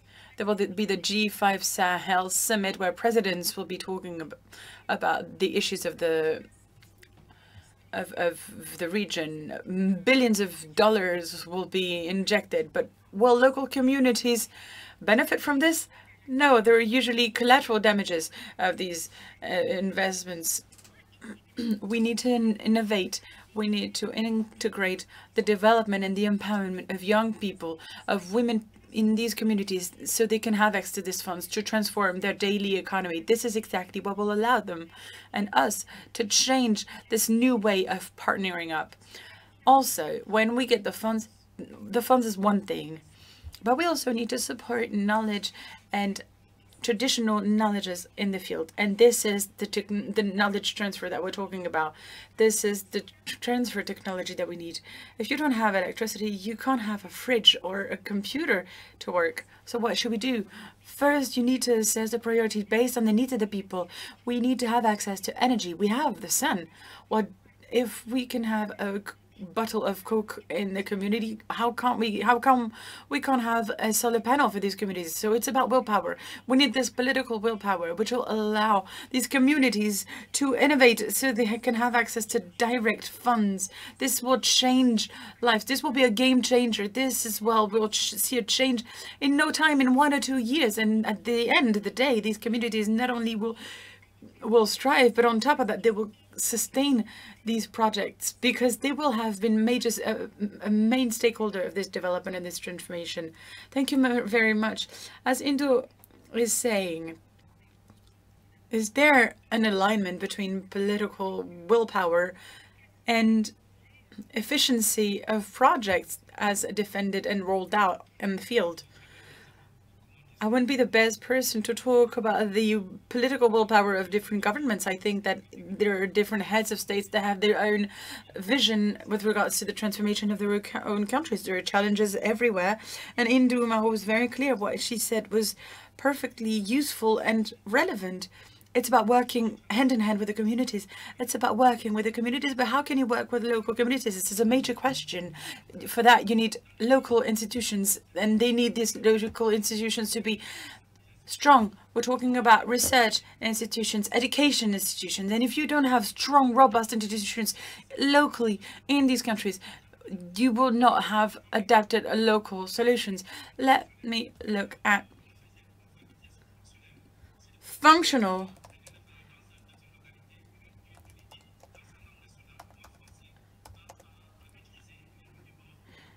functional literacy.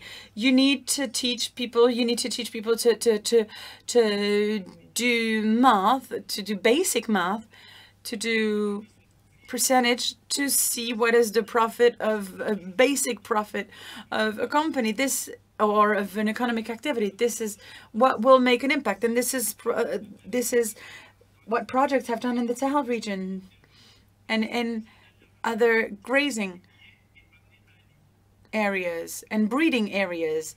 And this is the type of initiatives that need to be extended to other areas. And I'd like to talk about the youth. The youth, I believe that the weaknesses of our operations is that we don't listen to the youth, or not enough at least. Even if we go to a village, people mainly talk to the elders, to the most senior members of the society. But I think we need sophisticated mechanisms in order to listen to the youth.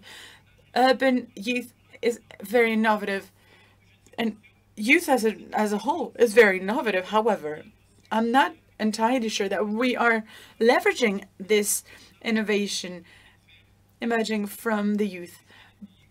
And this is where we should make efforts. I've visited a lot of countries where youth and young people were in incubators. They had incredibly interesting innovations that could be real game changers in their country. But none of these innovations were known by the public government and the public authorities. So I think this is a major challenge that we need to work on altogether. Thank you very much. Absolutely. Rémi, do you agree on this, on the fact that the youth is not listened to enough? Also, we're talking about the way that we can identify people, the stakeholders, and the partners that we can select in the field. Well, we need safety for people. This is what defense efforts can bring about. We need a consensus. We need a political agreement to make sure that everyone feels involved. This is what diplomacy and policy brings. And I think we should also strengthen, and I'm thinking of the Sahel region, as Indou said, we need to bring more development. Because what is development fundamentally? Development is about changing people's reality, people's lives. So it's about projects that reach communities, that reach villages. And if we're not able to do that, then it means that we haven't done the work properly. Development, when you were talking about the youth, development is also about long-term actions. Development is, for instance, telling Malian people the AFD grants loans to people. So when you grant a loan for a 20-year period, it's, of course, there's a financial component to it. But when you're granting a loan for 20 years, basically what you're telling Malian people is, what is your vision? What is your project? What is your collective project for your country in the next 20 years? And how are you going to create enough wealth, enough well-being in order to be able to reimburse this loan? You see, it's not trivial. It's not banal. It's really important. And of course, the people who will still be there in 20 years' time, these people who will be at the helm and who will create this wealth, are the youth of today. This is why we need to listen and talk to them. They are the ones who will create these projects for their country, and that will allow them to get out of this crisis. And this development policy also has a third specificity, which is very unique and which makes it so unique. development, even within the processes, institutional processes, it's on the side of the other. As Expertise France, this is exactly what we're doing. This is our job, to put ourselves in other people's shoes. It's about supporting people, the people that we want to work with. This is why we want to look at their innovations, to bring them back here, to make sure that other people's voices are heard in all respect, and these voices need to be heard here. So these three elements, the local, the tangible, the long-term, and the respect side of this is so crucial. And this is when people will realize how crucial and essential development is. I'd like to give you an example of innovation. It was long before the COVID-19 crisis. I was supposed to meet with the Minister of Education in Senegal. We were having a discussion. He told me that he changed the way that he was auditing teachers in Senegal, because he told me it's difficult to travel by road. It was difficult, so now it's easy. We just put a tab, some sort of iPad in the corner of a classroom, and we just listen to the teacher. And with the auditors of the ministry, we assess him and we tell him what happened and what worked and what didn't. So it's about using and leveraging digital tools. So based on this, we need to be able to. We need to be able to use these new technologies. My wife is a teacher herself, and she has an audit every 15 years. I saw Jean-Michel Blanquet not long ago, and I told him, why don't we do that? Why don't we use this type of tools? So this is typically the type of discussions that can create a debate within this type of institution, which is just as important at the Ministry of Education. Yes, well, talking about digital tools, Indu, what type of innovations, according to you, are the ones that local communities are waiting for to be as efficient as possible? Of course, we're talking about digital tools, but is it are digital tools essential in the field? It's true that digital tools are important, but they usually tend to stop in urban areas, knowing that rural populations account for 70% of the Sahel population. And I was really happy that you were talking about the youth, because in the Sahel region, 70% of the population is actually part of the youth. But we have indigenous knowledge. We have this knowledge, especially when you're talking about the environment. We have the knowledge. And we know that Europe wants to be carbon neutral by 2050. However, in my community, we don't have electricity. We are already net carbon neutral, so we are ahead of the game by 30 years in terms of environment. So these are innovations that are incredible, because when you go there and when you're a nomad, you go from one area to the other to allow for the animals to graze. It takes a lot of time, but it's a good way to let nature regenerate and to fight against climate change, but also to live in harmony with nature. So this is how we can transfer these innovations. It can go from north to south, but also from south to north. And also, let's talk about the youth. You're talking about the youth. Our young people innovate on a daily basis. They look at agricultures and agricultural practices. They need to be adapted to changing seasons, but also to the COVID-19 crisis, which has exacerbated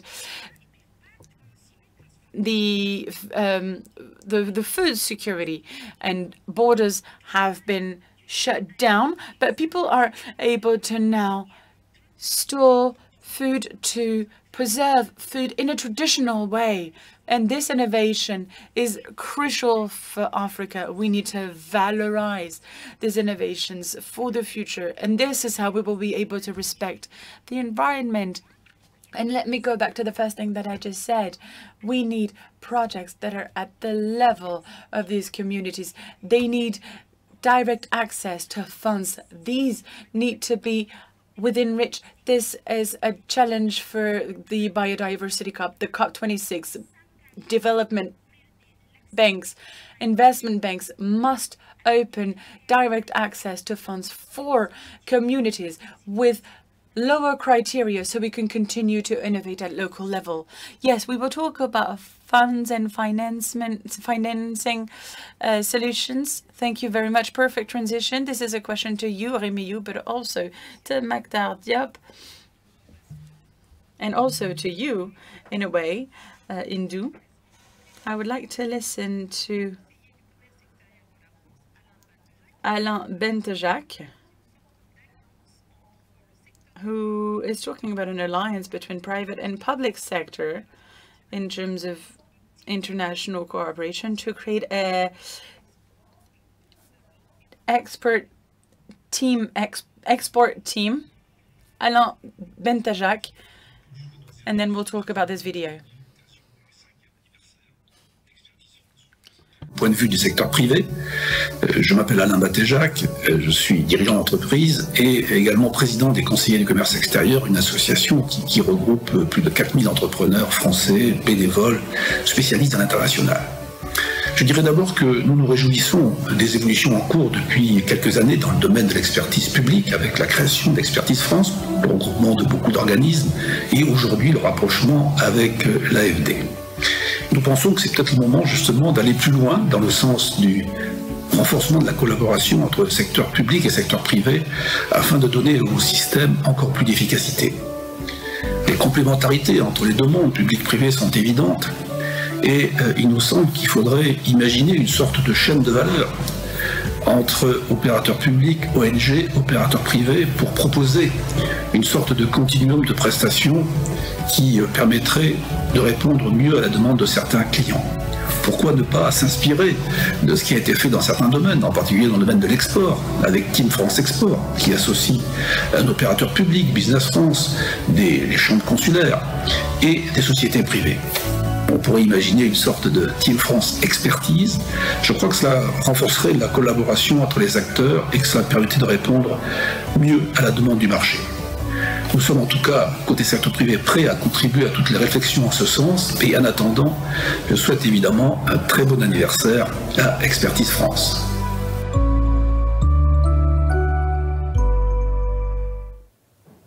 Alors, on a... So we heard this call by Alain Bentejac, who wants better efficiency of public-private action. I'd like to listen to Maktar Diop on this. Within the banking system and in multilateral systems with other donors and other powers, how can you defend a public-private partnership that is efficient?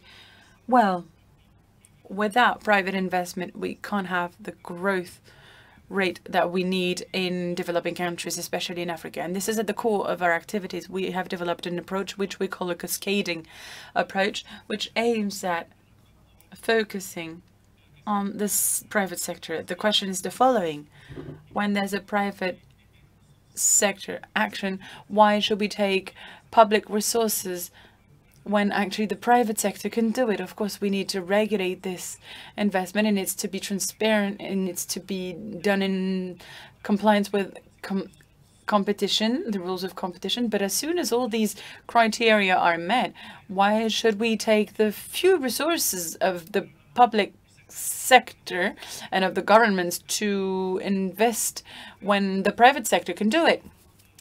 And to do so in our programs and our budgets, as we draft them with the countries, we try to put into place policies that are, as we use the word assist, to pass, you know, it's just like when you're playing basketball rather. Remy and I love basketball.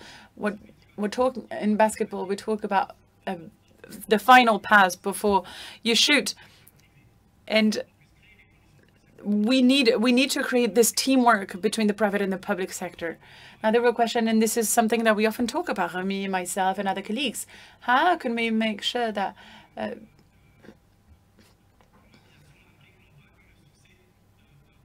the privatization in Africa can be succeed, because they haven't been so successful in the past. First, we need to ensure that there's competition and that there are regulatory bodies and that are strong enough. But we also need to give the opportunity to small investors to invest in companies. I believe in this. I think that the day we have more small investors that own capital of small capitals of companies, with part of the capital held by foreign investment funds and other African stakeholders, this is how we will create a stronger momentum. This is something that I'm seeing more and more in countries such as Kenya. And I believe that in French-speaking countries, this is something that we should see more, hopefully. And when this has been done, it has created household savings and created and fostered innovation. Thank you, Mr. Rioux, as Maktar Diop was saying, as Mr. Bentejac was saying about the final pass between the private and the public sector.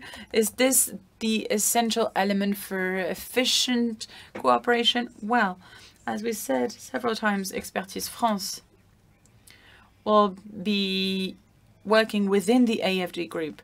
And the AFD group has several specificities. One of them is that half of its funds go through governments, but the other part, so 50% of what we do, goes through other stakeholders, so local authorities, public banks, and the private sector. And within AFD, there's an affiliate called Proparco, which specializes in support to private sector investments. So having Expertise France working under the umbrella of AFD that works with non-sovereign, non-governmental stakeholders, I think this will also probably transform Expertise France. In the same way, Expertise France will probably also transform the AFD group. And we will be able to create this capacity, which Alain Bentejac mentioned and pleaded for. We need to be able to mobilize different stakeholders. AFD is not the World Bank. World Bank is a huge multilateral institution. AFD is French Development Agency. So of course we work with the World Bank. We do fund projects together, but we have specificities, which is that we welcome everyone in France, that anyone that wants to do development and expertise at the international level, and to try to find solutions, be it financial or not financial, with support with the past, this assist, as we call it, for people who are serious, who want to do things properly. And this is also for private sector companies that want to invest in other areas of the world to create jobs and to offer solutions to the youth. And to talk about the private sector, it's also about expertise, because, you know, in the expertise sector, it's really important to have a public stakeholder, such as Expertise France, which is basically the equivalent of GIZ in Germany, or other stakeholders in Japan. But AFD is also used to working with a lot of research centers.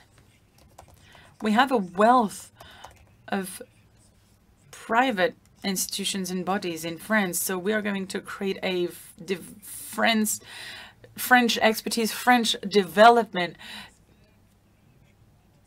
bodies, in order to pay attention to the demand and to the needs of the local communities where we are operating. This will be the end of this debate. This is it. Time flies when you're having fun, right? It was absolutely fascinating. Thank you very much. Thank you to both of you, Rémi Rioux, Indou Oumarou. Thank you. Thank you to Maktar Diop also, who was live from Washington. Thank you very, very much. Now, this is the end, but please stay with us. We will have a closing speech. Let's listen to Bruno Le Maire, Minister of Recovery, Economy and Finance, for whom Agence Expertise France is a major stakeholder and a luck, an asset for France.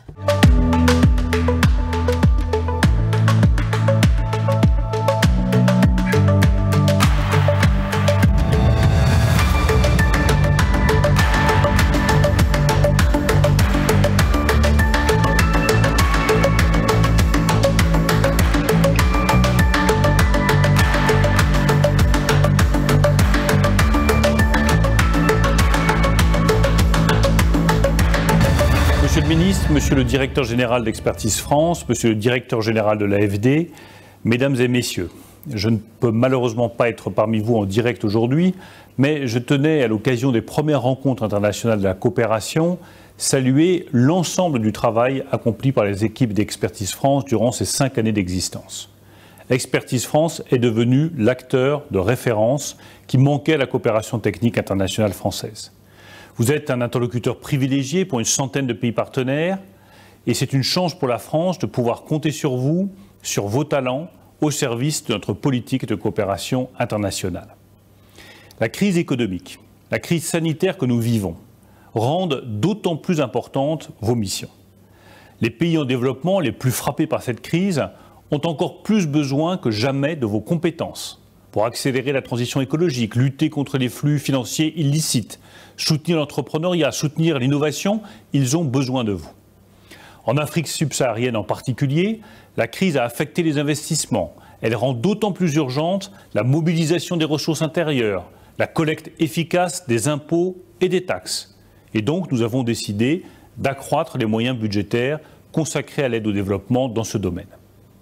Vos missions vont se renforcer dans les mois à venir avec votre adossement à l'Agence française de développement. Expertise France va, à cette occasion, gagner en visibilité à l'international. Elle pourra encore mieux accompagner les entreprises dans le sillage des projets portés par l'AFD. Enfin, je souhaite que dans les mois à venir, Expertise France devienne une agence plus active au sein de l'Union européenne. Depuis 2015, Expertise France a joué un rôle crucial dans la modernisation de l'administration grecque. Votre compétence d'assistance technique sera extrêmement utile pour accompagner l'exécution du plan de relance européen dans toute l'Union européenne. Vous pourrez venir en appui aux États membres, développer des politiques publiques nouvelles de transition écologique, aider à la construction d'un budget vert ou encore à la numérisation de l'administration fiscale. Vous le voyez, notre coopération internationale va se renforcer dans les années à venir pour relever le défi du développement durable, mais aussi pour accompagner la sortie de crise. Je sais que nous pouvons compter sur vous, sur vos savoir-faire, sur votre engagement. Je compte sur vous, je compte sur votre mobilisation dans ces mois décisifs. Merci à tous.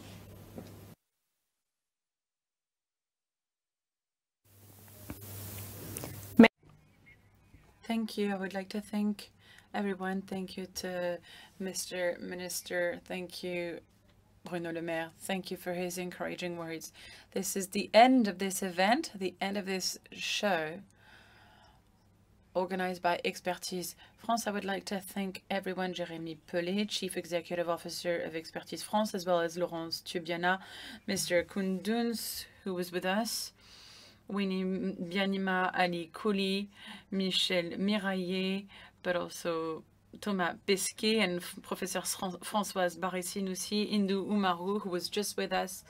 This was a very interesting and enlightening debate. Rémi Rioux, Jean-Yves Le Drian also for his introduction, and Maktar Diop also, who was live with us. Thank you to the viewers. I know that a lot of you commented this event, but you all know how it is with live events. We had so much to say that we couldn't take your questions, but your questions haven't been vain. There is this website dedicated to these to this event. Actually, we had over 4,500 people who connected.